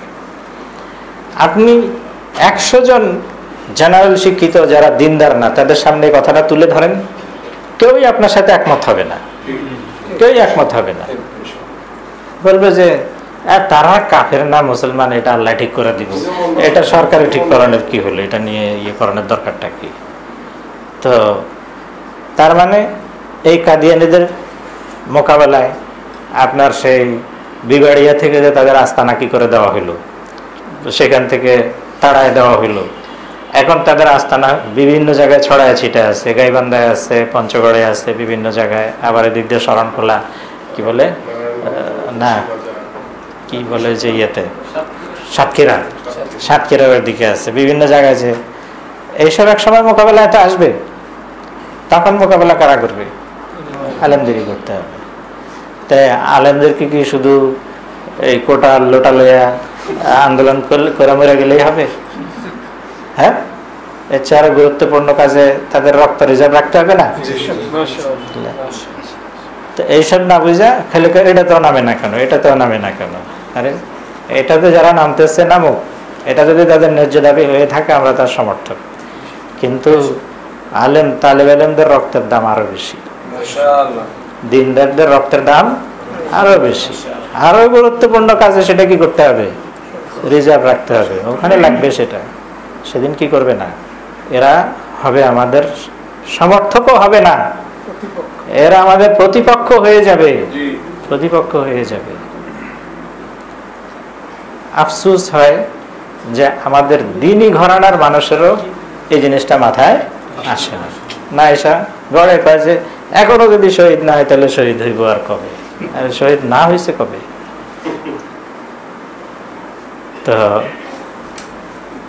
তো কথা যেটা দিয়ে শুরু করছিলাম, যে ইসলামী রাজনীতির নামে যে রাজনীতি এখন করা হচ্ছে, বা যে মানে যেভাবে যে পদ্ধতি এখন অবলম্বন করা হয়েছে, এটা আদৌ ইসলামী রাজনীতি কিনা? ইসলামী রাজনীতির কি এই তরিকায় কি ইসলাম কায়েম সম্ভব? এই কয়েকটা প্রশ্নের আমাদের জবাব খুঁজতে হবে। ইসলামের রাজনীতি হলো আমর বিল মারুফ নাহি আনিল মুনকার, যে সৎ কাজের আদেশ, অন্যায় কাজকে কি করা, প্রতিহত করা, হককে কায়েম করা, অন্যায়কে প্রতিহত করা, সামর্থ্য অনুযায়ী, লেভেল অনুযায়ী। যাদের শক্তি আছে সে শক্তি প্রয়োগ করবে, আর যার না হয় জুবান দিয়ে বলার, দলিল আদিল্লা দিয়ে বলার কি আছে, সুযোগ আছে, সে দলিল প্রমাণ দিয়ে বলবে। হয় সে আলেম হবে, না হয় আলেমের কাছ থেকে শিখে সে কি করবে, দলিল প্রমাণ দিয়ে বাতিলের মোকাবেলা করবে। আর আরেক শ্রেণী আছে যারা আলেমও না, আবার আলেমের কথাও বুঝে না। আলেমের কথাও তো বুঝতে হবে। আপনি ট্রান্সজেন্ডারের মোকাবেলায় কথা বলবেন, তো ট্রান্সজেন্ডারের মাসলাটা তো আপনার আগে কি থাকতে হবে, জানা থাকতে হবে। জানা না থাকে খালি বললে হবে নাকি? যদি জানা না থাকে তাহলে কি করবেন? যদি এই বিষয়ে এলেমও যদি না থাকে, তাহলে অন্তর দ্বারা কি করতে হবে, ঘৃণা করতে হবে। অন্তর দ্বারা ঘৃণা করতে হবে। বলার পরিবেশ নাই, তখন অন্তত অন্তর দ্বারা ঘৃণা করতে হবে। অন্তর দ্বারা ঘৃণা করার ন্যূনতম উদাহরণ হলো যে এদের সঙ্গ ত্যাগ করা, এদের সঙ্গ ত্যাগ করা, সমর্থক না হওয়া। বনী ইসরাইলের লোকেরা যারা আগের দিন অন্যায় কাজ করতে দেখা লোকদের কি করত, বাধা দিত, পরের দিন আবার তাদের সঙ্গে উঠা বসা সব ঠিক আগের মতোই কি চালায় নিত। তাতে কি হয়েছে? তাতে যারা নাফরমান ছিল তারা এই বাধাদানকারীদের সাথে মিশার কারণে, যারা বাধা দিয়েছিল নাফরমানি থেকে ফিরে গেছে, বাধা দিয়েছিল যারা, তাদের অন্তর্ভুক্ত হয়েছে নাকি তার উল্টা হয়েছে? উল্টা হয়েছে। কোরআনে পাকের মধ্যে হয়েছে তার উল্টা হয়েছে। তার মানে হলো যারা বাধা দেওয়ার পরে ওই যে তারা অন্যায় কাজ থেকে ফিরে আসে নাই, কিন্তু তাদের সঙ্গ ত্যাগ করে নাই। সঙ্গ ত্যাগ না করার কারণে আল্লাহ তাআলা কি করছেন, এদের আর ওদের অন্তরের মধ্যে মিল তৈরি করে দিচ্ছেন। তার অর্থ হলো যারা আগে অন্যায়কে ঘৃণা করত, এখন তাদের অন্তর থেকে অন্যায়ের ঘৃণা কি হয়ে গেছে, তুলে দিচ্ছে। তাহলে অন্তরের মিল হয়ে গেছে। এই ন্যূনতম অন্যায়ের নাহি আনিল মুনকারের নিচের স্তর হলো যে অন্যায়কারীদের সঙ্গ ত্যাগ করা। সঙ্গ ত্যাগ করা, যখন আমি অপছন্দ করি, বললাম কাজ হলো না, কিংবা বলতেই পারলাম না, অতটুকু স্বাধীনতা তো আমার থাকতে হবে যে আমি তার সঙ্গে থাকবো না, আমি তার সমর্থক থাকবো না।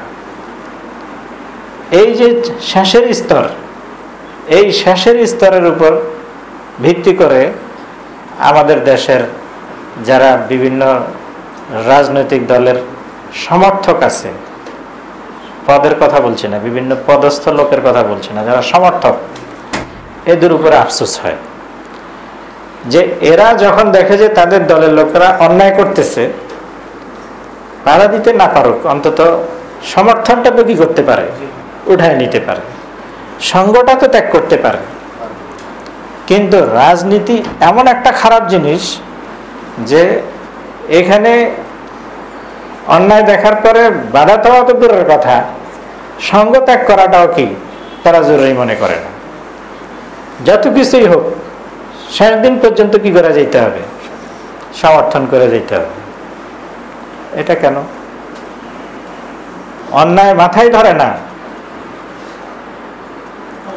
তো এই ব্যাপারে গতকালকেই তো জুমা ছিল, তো জুমার আগে জাপান গার্ডেন সিটিতে ওই বয়ানের মধ্যে আমি বলছিলাম যে বর্তমানে যে প্রচলিত যে রাজনীতি আছে, বিশেষ করে আমাদের এই উপমহাদেশের রাজনীতি, এগুলো হলো মানসিক রোগ। আপনার অন্তরের যে রোগগুলো আছে, 10টা রোগ আছে না, এই 10টার মধ্যে যত বেশি যার মধ্যে থাকবে হইলো তত বড় পলিটিশিয়ান। তার মধ্যে হিংসা, অহংকার, পরনিন্দা, মিথ্যা, খায়েশ, হব্বে মাল, হব্বে যা, এগুলোর মধ্যে যে কয়টা যত বেশি থাকবে সে হবে সবচেয়ে বড় কি পলিটিশিয়ান, রাজনীতিবিদ। এগুলো ছাড়া রাজনীতি হয় না। তো এগুলো হলো অন্তরের রোগ। এই রোগ যার মধ্যে যত বেশি বাসা বাঁধবে সে হলো কি পলিটিশিয়ান। সেই হিসাবে আপনি যদি এই রাজনীতিবিদদেরকে বা এই রাজনীতিকে মানসিক বিকারগ্রস্ততা আর মানসিক রোগ বলেন, ভুলাবে বললাম। সারা দেশের মানুষ যখন জানতেছে যে এই অবস্থায় এই কাজটা অন্যায়, কিন্তু আপনি যদি সেই দলের সমর্থক হন, আপনি সেটাকে অন্যায় মনে করবেন না, মনে করবেন যে না ঠিকই আছে, করুক করুক। তো এটা শুধু এই গেল সরকারের ক্ষেত্রে প্রযোজ্য তা না, কিন্তু আমরা আমাদের দেখায় যে কয় সরকার দেখছি সব দলের সমর্থকদেরই একই অবস্থা দেখছি, যে তাদের উপর থেকে যে অন্যায় কাজগুলো করা হয়, সমর্থকরা বাধা দেওয়া তো দূরের কথা, সমর্থনটা পর্যন্ত উঠায় নেয় না শেষ পর্যন্ত। তো এটা মানসিক রোগ না হলে এটা কেন হয়? তার মানে এই রাজনীতিকে আপনি যদি সঠিক শব্দে ব্যক্ত করতে যান, তাহলে বলতে হবে এটা একটা কি রোগ, মানসিক সমস্যা, অসুস্থতা। আমি এর প্রমাণ দিচ্ছি যে আমরা হযরত মাওলানা তৌফিক উসমানী সাহেব মদ্দাজিল্লুহুম ওনার কাছ থেকে শুনছি যে দो चीज नुकसानदेह होने के बावजूद बड़ी मज़ेदार हैं।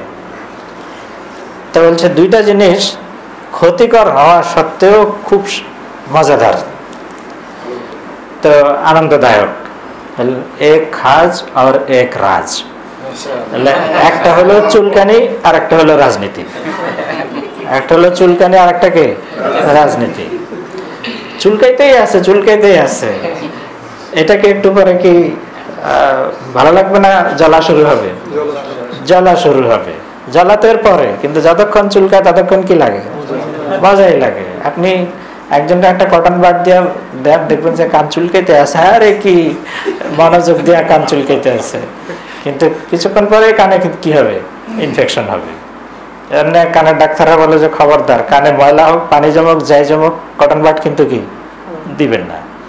কিন্তু কটন বাড দিয়ে কান চুলকাইতে মজা লাগে তো নাকি? মজা লাগে। আর একজিমা রোগী হলে তো আর কোনো কথাই না, দাউদ চুলকানি হলে তো কোনো কথাই নেই। তা এই হলো এখন এই যে খাজলানি যে মজা লাগে, এটা কি আসলে ভালো কাজ? ভালো কাজ তো না, কিন্তু স্বাদ লাগে। কিন্তু এই চুলকানি, এটার পরিণতি হলো যন্ত্রণা, জ্বলন, তো জ্বালা। হলে রাজনীতিটাও এরকম, তাহলে এটার পরিণতি কিন্তু ক্ষতি, লাভ নেই। চুলকানিটা যেরকম একটা রোগ, এরকম রাজনীতিটাও একটা কি রোগ। এই রোগে যারা পাইছে তারে ইহকালেই ধ্বংসের পথে কি করছে? নিয়ে গেছে না?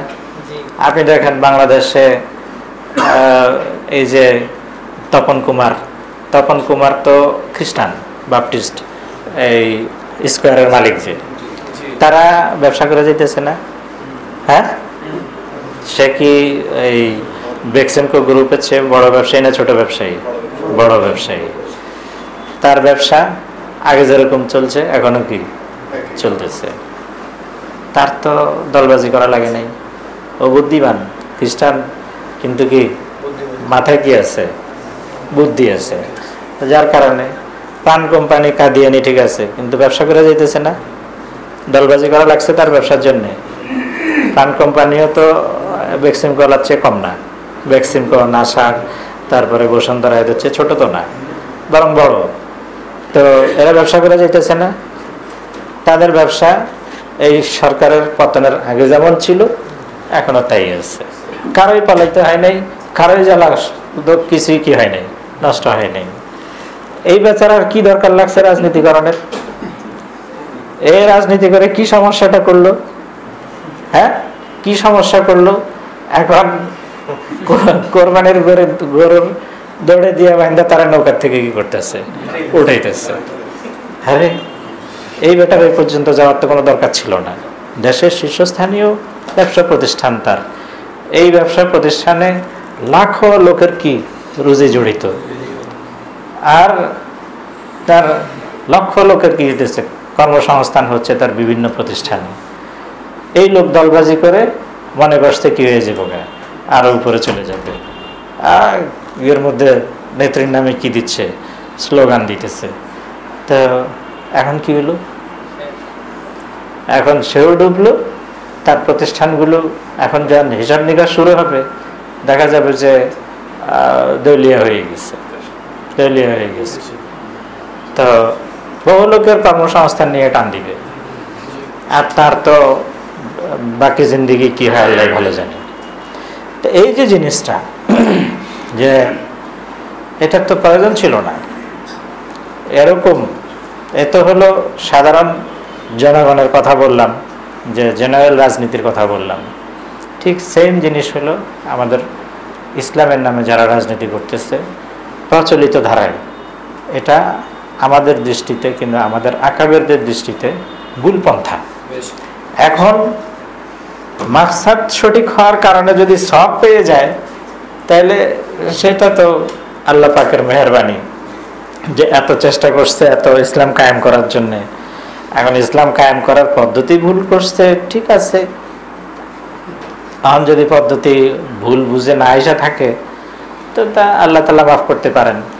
নেক নিয়তের কারণে কেউ দিয়ে দিতে পারেন, সওয়াবও দিয়ে দিতে পারেন, কিন্তু এটা অনুসরণযোগ্য জিনিস না, এটা চলতে দেওয়া যায় না, এটা সঠিক পদ্ধতি না।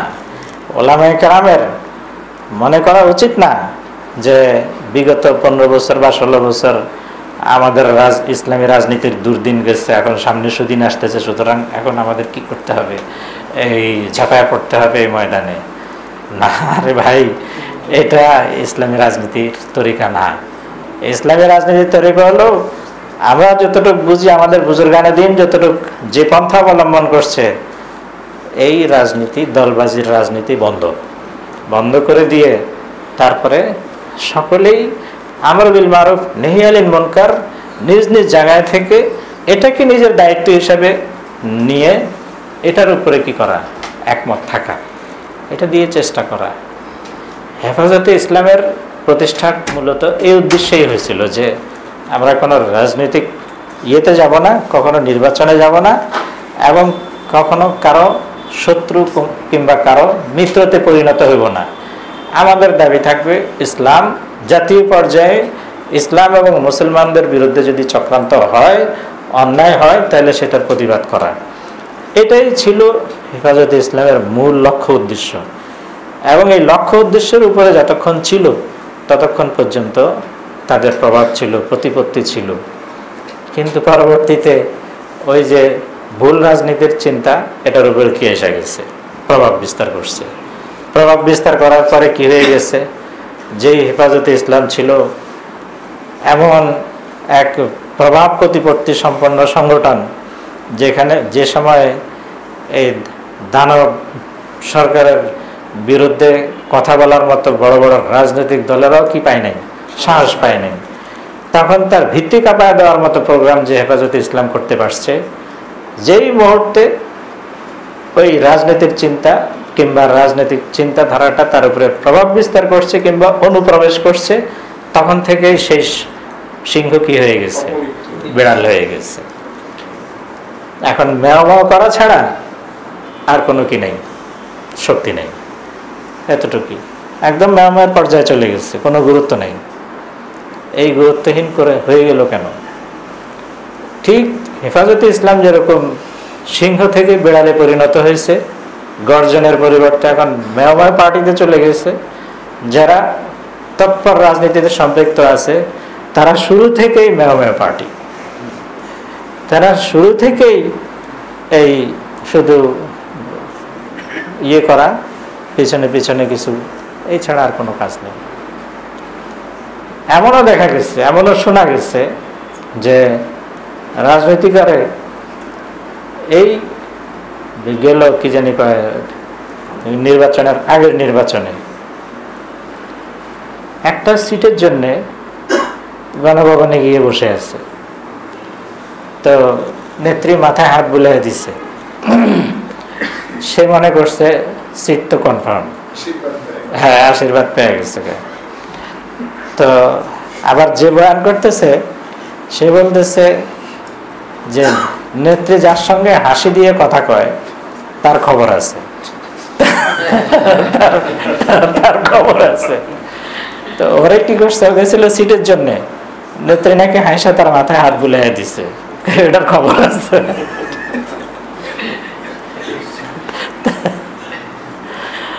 তা এই হলো অবস্থা। ইসলামী হুকুমত করবে আর এই লোক কি করতেছে, যে যাইতেছে ওখানে একটা সিটের জন্য, আর মাথায় হাত বুলাই দিছে, মনে করছে কি পেয়ে গেছে, সিট পেয়ে গেছে, সিট পেয়ে গেছে। কিছুদিন আগে গেল যে এই দামি নির্বাচন গেল, সেই নির্বাচনে আমাদের আলেমদের কেউ কেউ কি করছেন, নির্বাচন করছেন।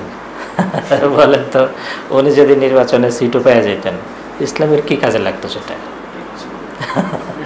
ইনি কি এই শেখ হাসিনার এই গণহত্যা থেকে ফিরে দিতে পারতো? পারতো না তো, তাই কি লাভ? যাই হোক, আল্লাহ তাআলা হেফাজত করছেন যে সিটটা পাই নাই।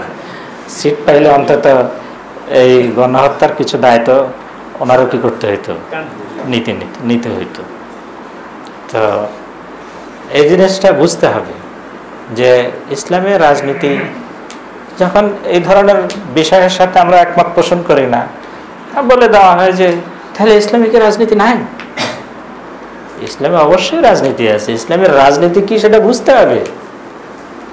ইসলামের রাজনীতি ক্ষমতা দখলের চেষ্টা না, বরং যারা ক্ষমতা যেখানে আছে তাদের ইসলাহের চেষ্টা, তাদের ইসলাহের চেষ্টা হলো ইসলামের রাজনীতি। আপনি ওটার মধ্যে থাকেন। আর যদি আল্লাহ কখনো ক্ষমতা মিলিয়ে দেয়, তখন কোরআন সুন্নাহ অনুযায়ী কি করেন, চালান। চালাইতে না পারলে সাথে সাথে ইস্তেফা দেন। যেদিন আপনাকে খ্রিস্টানদের জন্মদিনের কেক কাটতে বলবে, আপনি সেদিনই বলবেন যে আমার এই মন্ত্রিত্বের দরকার নাই। এটা ছিল ইসলামী রাজনীতি। তা না করে আপনাকে ওজিরে মাযহাবি ধর্মমন্ত্রী বানায় দিয়েছে, আর আপনি প্রধানমন্ত্রীর হাতের সাথে হাত মিলায় খ্রিস্টানদের জন্মদিনের কি গেলেন, যীশু খ্রিস্টের জন্মদিনের কেক কাটতে গেলেন। এটা কি ইসলামী রাজনীতি হলো? এখানে ইসলামী রাজনীতি ছিল আপনি এখান থেকে কি করা, সরে আসা, মন্ত্রিত্ব ত্যাগ করা। তো বুঝের ভুল। পুরা জামাত, আমাদের হযরত মাওলানা তকি উসমানী সাহেব মুদ্দাজিল্লুহুম এই দলের উপরে আমাদের সামনে বহুবার আফসোস করতেন, বহুবার আফসোস করতেন। বললেন যে ইনকা কাম ইয়ে শোর মচানা, ইনকা কাম ইয়ে শোর মচানা। বললে ইসলামী রাজনীতি এদের কামই হলো খালি হই হাল্লা করা। এটা কি এখন কি হলো, বিভিন্ন ধরনের মানে খুব ভালো, পাকিস্তানে ওনাদের যথেষ্ট প্রভাব আলহামদুলিল্লাহ, কিন্তু কি হয়ে গেলেন, একটা রাজনৈতিক প্রতিপক্ষ হয়ে গেলেন। কার? ইমরান খানের সমর্থকদের। তারা বিভিন্ন ধরনের কটু শব্দে কি করে, ওনাকে স্মরণ করে। তো মহিলারা গালিগালাজ করে। ওলামায়ে কেরামের এই মকামে যাওয়ার তো কোনো দরকার ছিল না। সকলের কাছে শ্রদ্ধার পাত্র থাকতে পারত। পাকিস্তানে ফজলুর রহমান সাহেবের জমিয়ত উলামা ইসলাম এতটা শক্তিশালী, রাজনীতির বাইরে থাকলে যে কোনো রাজনীতিককে উঠাইতে বসাইতে পারার মতো ক্ষমতা তাদের ছিল। বুঝে আসছে কথা? যদি ক্ষমতার প্রতিদ্বন্দ্বী না হয়ে শুধু খালি কি করত, তার বাইরে থাকতো, তাহলে সেক্ষেত্রে মুসলিম লীগ হোক আর পিটিআই হোক কিংবা কি জানে পিপিআই হোক, পিপিপি পিপলস পার্টি হোক, চাই পিটিআই হোক কিংবা আরে কি বলে মুসলিম লীগ হোক, যে কোনো রাজনীতির মসনদ ফজলুর রহমানের ইশারায় উঠতে আর বসত। যদি হ্যাঁ কখন, যদি উনি এই ভোটের রাজনীতি থেকে কি থাকতেন, দূরে থাকতেন, তাহলে ফজলুর রহমানের পিছনে পুরো পাকিস্তান থাকতো। কিন্তু ভোট যখন চাইতে গেছেন, তখন ভোটে দেখা যায় যে ফজলুর রহমানের সেই পরিমাণ ভোট নাই, যে এই ভোটে উনি কি হইতে পারেন, প্রাইম মিনিস্টার কিংবা প্রেসিডেন্ট হইতে পারেন। সেই ভোট নাই, না থাকার কারণে এখন গতি লেজুর ভিত্তি, হয় এর সঙ্গে থাকতে হবে, না হয় ওর সঙ্গে থাকতে হবে, এছাড়া কোনো উপায় নেই। অথচ আলেম হিসাবে এত প্রভাবশালী জামাত যে তারা চাইলে যে কোনো সরকারকে ক্ষমতায় উঠাইতে পারত, নামাইতে পারত, শুধু এক সরকারকে না। এই প্রভাব নষ্ট করে দিয়েছে। আমাদের বাংলাদেশে কওমি উলামায়ে কেরামরা আলহামদুলিল্লাহ সংখ্যায় যত এবং যতটুকু প্রভাব সমাজের মধ্যে তাদের আছে, ভোট চাইতে গেলে ভোট দিবে না, কারণ জনগণ হুজুরে না জানুক যে হুজুরে দেশ চালাইতে পারবে না, কিন্তু জনগণ জানে যে হুজুরে কি পারবে না, দেশ চালাইতে পারবে না। এই জন্যে সাধারণ মানুষ এই হিসাবে হুজুরের চেয়ে বেশি কি রাখে, বুদ্ধি রাখে, যে তারা জানে যে হুজুর আসলে এটা এটা হুজুর পারবে না, এটা হুজুর পারবে না, হুজুরে এই গাড়িতে উঠায় দিলে এই গাড়ি হুজুরে কি করতে পারবে না, চালাইতে পারবে না, এটা চালাইতে হলে হিরোইন চি লাগবে, ও চালাবে এটা, এটা টেম্পু, এই টেম্পু হুজুরে চালাইতে পারবে না। এই জন্য হুজুরে যদি টেম্পু চালাইতে চায় তাহলে তখন জনগণ কি করে না, ভোট দেয় না। কিন্তু হুজুরের কথা অনুযায়ী তো চলে, চলে কিনা তারা, সেই হিসাবে এই বাংলাদেশের উলামায়ে কেরাম আলেম সম্প্রদায় যদি এই প্রচলিত রাজনীতি থেকে দূরে থাকা আমর বিল মারুফ নেহি আনিল মুনকারের উপরে কি থাকতেন, ঐক্যবদ্ধ থাকতেন, তাহলে যেই কোনো সরকারকে উঠানো নামানো তাদের কি ছিল, এখতিয়ারে ছিল। তাদের ডাকে সরকার পড়তো, তাদের ডাকে সরকার হইতো। বিশ্বাস হয়? বাংলাদেশের উলামায়ে কেরামদের ঐক্যবদ্ধ প্রচেষ্টার শক্তি এত হইতো যে তারা চাইলে সরকার ফেলে দিতে পারত, সরকারকে উঠাইতে পারত। আজকে গণাতি ধরে না, পোলাপানের কথায় সরকার হয়, কিন্তু আলেমদের কথা এখানে কোনো কি গণাতেই আসে না, আসবে কোত্থেকে? তারা তো শক্তিটাকে নষ্ট করে দিচ্ছে এভাবে। তো ভুল পন্থা অবলম্বন করার কারণে এখানে আলহামদুলিল্লাহ আপনারা দীর্ঘ থেকে সোহবতে থেকে একটা মেজাজ আলহামদুলিল্লাহ গড়ে উঠছে বলে আমি এতক্ষণ পর্যন্ত আপনাদের সামনে এই মসলাটা আলোচনা করতে পারলাম। কিন্তু যদি মেজাজটা এরকম না থাকতো তাহলে কি হইতো, তাহলে বহু আগে প্রতিবাদ শুরু হয়ে যেত, আরে রাখেন হুজুর, আপনার তারা কত বড় বড় হুজুররা কি করছে, রাজনীতি করছে, আর আপনি আইছেন এখানে ইয়ে করতে। ঘটনা এমন হয়েছে, আমি যেটা বলতেছি এমন হয়েছে। হাটহাজারী মাদ্রাসায় সারা দেশের উলামায়ে কেরামকে কি করা হয়েছিল, ডাকা হয়েছিল। তখনকার সময় আমরা তখন তালেব ইলম, ছোট তালেব ইলম, ইবতেদায়ী দরজার তালেব ইলম। হাফিজ হুজুর রহমতুল্লাহ আলাইহি আন্দোলন করছেন। আন্দোলনের কিছুদিন পরের ঘটনা, যখন হাফিজ হুজুর রহমতুল্লাহ দল দুই ভাগে ভাগ হয়ে গেছে, হাফিজ হুজুর রহমতুল্লাহ এক ভাগ, শাকিউল্লাহ সাহেব রহমতুল্লাহ এক ভাগ। ওই সময়ে উলামায়ে কেরামদের এই সক্রিয় রাজনীতি করা না করার ব্যাপারে হাটহাজারীতে সারা দেশের উলামায়ে কেরামদেরকে, শীর্ষস্থানীয় উলামায়ে কেরামদেরকে ডাকা হয়েছিল। অধিকাংশ উলামায়ে কেরামের রায় এটা ছিল যে এই তৎপর রাজনীতি এটা আলেমদের কাজ নয়।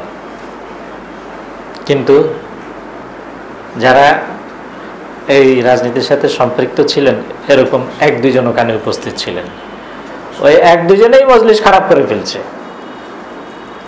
এক দুজনেই মজলিস খারাপ করে ফেলছে। এই ঘটনায় আমি উপস্থিত ছিলাম না, শুনছি শুধু। এরপরে আল্লাহ তাআলা চোখে দেখার এক ঘটনা আমাদের সামনে ঘটাইলেন। এই ইয়েতে আমরা যখন লালবাগের সরেজমি পড়ি তখন বাড়িদারা মাদ্রাসার পাশে, আমেরিকান এমবেসির এই পাশে, তখন এই রাস্তাটা ছিল ছোট, কিন্তু রাস্তার দুই পাশে ছিল প্রচুর জায়গা। ওখানে একটা 2 দিন ব্যাপী ওলামা সম্মেলন হলো। সেই ওলামা সম্মেলনের মধ্যে সারা দেশের উলামায়ে কেরামদেরকে ডাকা হলো, শীর্ষস্থানীয় উলামায়ে কেরামদেরকে। মুফতি ওয়াক্কাস সাহেব ছিলেন তখন ধর্মমন্ত্রী, এরশাদের ধর্মমন্ত্রী, এরশাদের আমলে ধর্মমন্ত্রী ছিলেন। তো উনিও আসছেন। তারপরে আরো উলামায়ে কেরাম, একটা ঐক্যবদ্ধ কর্মপন্থা কি হইতে পারে সেটা নিয়ে আলোচনা। প্রথম দিন বয়ান হয়ে গেছে, একে একে তাদের ঐক্যবদ্ধ কর্মপদ্ধতি কি হইতে পারে এই লাইনে, রাজনীতির লাইনে বয়ান দিয়ে গেছেন, কোনো সমস্যা হয় নাই, চলছে। পরের দিন মাগরিবের পরের দিন বাদ মাগরিব, আমরা কিন্তু শ্রোতা, ওই মজলিসে উপস্থিত। পরের দিন বাদ মাগরিব, মোটামুটি দ্বিতীয় দিনের মাহফিলের শেষের দিক, এখন তো একটা যৌথ ঘোষণা আসবে, এমন একটা পর্যায়ে এই দুইজন আলেম বয়ান করলেন।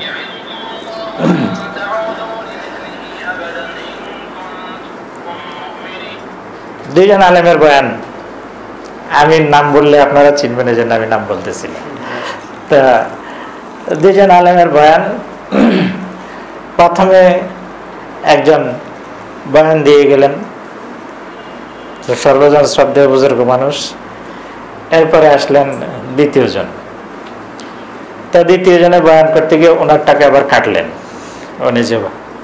আমার পরিষ্কার মনে আছে, আগের বয়ান যিনি করছেন উনি যেভাবে ঐক্যের ডাক দিলেন, দ্বিতীয়জন তার সাথে দ্বিমত করে সেখানে ওনার যে বয়ান আছে ওই বয়ানের মধ্যে আপত্তি করতে গিয়ে এই শব্দটাও ব্যবহার করছিলেন যে কাবাব মে হাড্ডি হ্যায় দাল মে কুছ কালা হ্যায়, কাবাব মে হাড্ডি হ্যায় দাল মে কুছ কালা হ্যায়।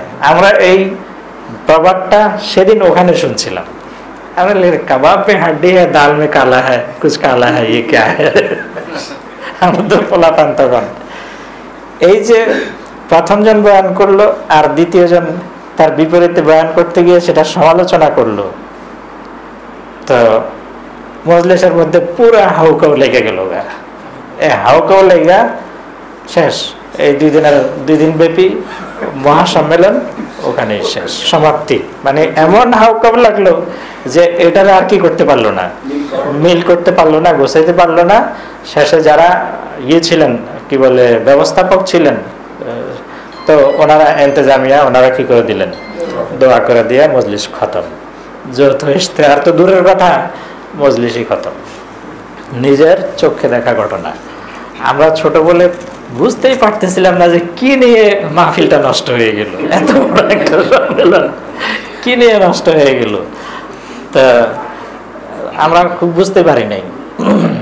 দুইজনের বয়ান আমরা করতেছিলাম, কি জানি শুনছি ঠিক, কিন্তু তখন বয়স কম থাকার কারণে বিষয়বস্তুটা অত স্পষ্ট বুঝতে পারি নাই। কিন্তু ওই কি জানি বললে হাউকাজে লেগে গেল আর মাঝে মাঝে নষ্ট হয়ে গেল, এটা আমরা আমাদের স্বচক্ষে দেখলাম। তো যে বলতেছি, যদি নাকি এমন একটা মজলিসে আমি এতক্ষণ বয়ান করতাম, তাহলে এতক্ষণ কি হয়ে যেত গা, এই হাউকাউ লেগে যেত গা। দেখতেন যে 9টা পর্যন্ত বয়ান তো দূরের কথা, বহুত আগে কি দিয়ে দিতে হইতো, মুনাজাত দিয়ে শেষ করানো লাগতো। কারণ তো কথা নেওয়ার মতো মানসিকতাই কি হয়ে যায়, নষ্ট হয়ে যায়। চিন্তা করার মানসিকতা নষ্ট হয়ে যায়। এই জন্যেই এই বর্তমান প্রচলিত রাজনীতিকে আমরা মানসিক রোগ বলি। তা কথা ঠান্ডা মাথায় শোনার মেজাজটাই কি হয়ে যায়, নষ্ট।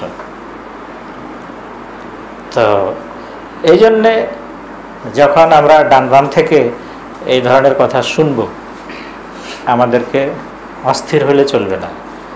আলহামদুলিল্লাহ আমাদের বুজুর্গানের দিনের দিক নির্দেশনার ভিত্তিতে সহিহ এর মধ্যে আমরা আছি। ভক্তি, জজবা, আবেগ, এগুলোর নাম কি না, দিন না। এগুলো দিয়ে দিন হয় না। দিন ঠিক আকাবেরদের যে তর্জ তরিকা, সেই তর্জ তরিকার উপরে থাকতে হবে। কত সুন্দর উসুল আমাদের বুজুর্গরা তৈরি করে দিয়ে গেছেন যে হুকুমতে যারা আছে তাদের এতটুকু নৈকট্য অর্জন করবা না যে তাদের বন্ধু হয়ে যাও, আবার এতটুকু দূরত্ব তৈরি করো না যে তাদের শত্রু হয়ে যাও। বন্ধু হইলেও সমস্যা, বন্ধু হইলে তাদের অনুগত থাকতে হবে, অন্যায়ের কি থাকতে হবে, শরিকদার হইতে হবে। আর শত্রু হইলে তখন দিনী কাজ বাধাগ্রস্ত হবে। সুতরাং এদের সঙ্গে তোমাদের চলা থাকবে হলে বন্ধুও না, শত্রুও না, শত্রুও না, মিত্রও না। এই অবস্থায় থাকা খুবই নাজুক জিনিস, খুবই নাজুক জিনিস।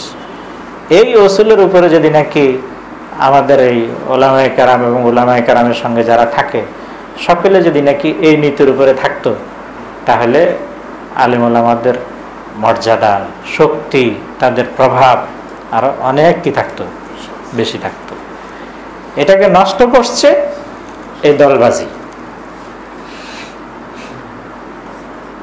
তারা তো আরো এক কদম অগ্রসর হয়ে বলে যে এই গণতন্ত্রটাকেও ইসলামের সাথে কি করে দিতে চায়, যে ইসলাম সমর্থিত। কিভাবে ইসলাম সমর্থিত হবে? গণতান্ত্রিক পদ্ধতি, গণতন্ত্রের মূল মন্ত্র তো কুফরি, কিন্তু পদ্ধতি এটাকে ইসলামী তরিকা বলতে চায়। কিভাবে এটার পদ্ধতি হয়? ইসলামের খেলাফত ব্যবস্থায় সরকারি দল বিরোধী দল আছে, বিরোধী দল আছে, ওখানে বিরোধী দল মানে হলো বাগী। ইসলামের খেলাফত ব্যবস্থায় বিরোধী দল মানে কি? বাগী, বিদ্রোহী, সে তো ওয়াজিবুল কতল। ইসলামী হুকুমতে কি থাকবে না? বিরোধী দল থাকবে না। তো সকলকে একই ইয়ের উপরে থাকতে হবে। আমির যদি নাকি কি হয়, শরীয়ত মোতাবেক মানুষকে পরিচালিত করে, তার ইতাআতের মধ্যে সকলকে ঐক্যবদ্ধ থাকতে হবে। আর যদি শরীয়তের খেলাফ হয়, তাহলে সেক্ষেত্রে যার যার সামর্থ্য অনুযায়ী কি করতে হবে? তার নেহি আনিল মুনকারের কাজ আঞ্জাম দিতে হবে।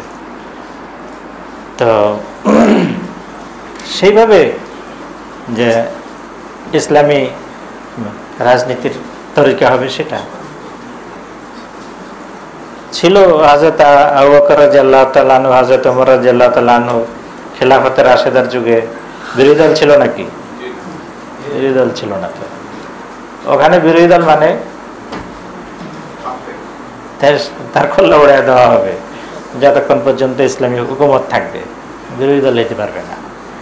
কিন্তু আবার পরামত সহিষ্ণুতা এরকম থাকবে যে হযরত ওমরের মতো প্রভাবশালী লোকের সামনেও একজন সাধারণ মানুষও বলতে পারবে যে ওমর ইনসাফ করো, নাইলে তোমাকে কিন্তু আমি আমার তরবারি দিয়ে কি করে দিব, সোজা করে দিব।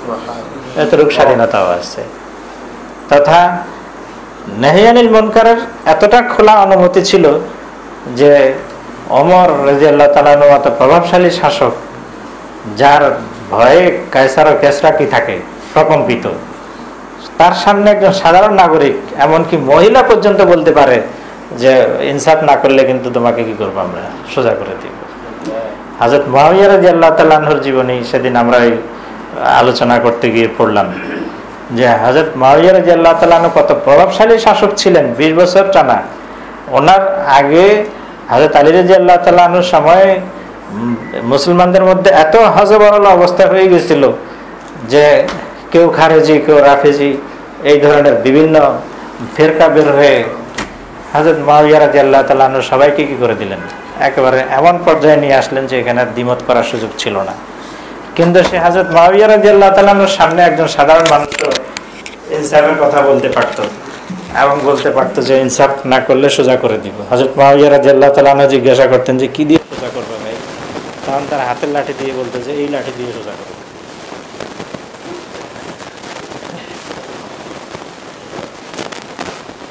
আল্লাহ তাআলা আমাদেরকে যে কথাগুলো শুনলাম, বলনেওয়ালা শুননেওয়ালা সবাইকে বুঝে আর আমল করার তৌফিক দান করেন। হযরত আল্লাহ বয়ান করবেন, আমরা বয়ান শুনবো ইনশাআল্লাহ।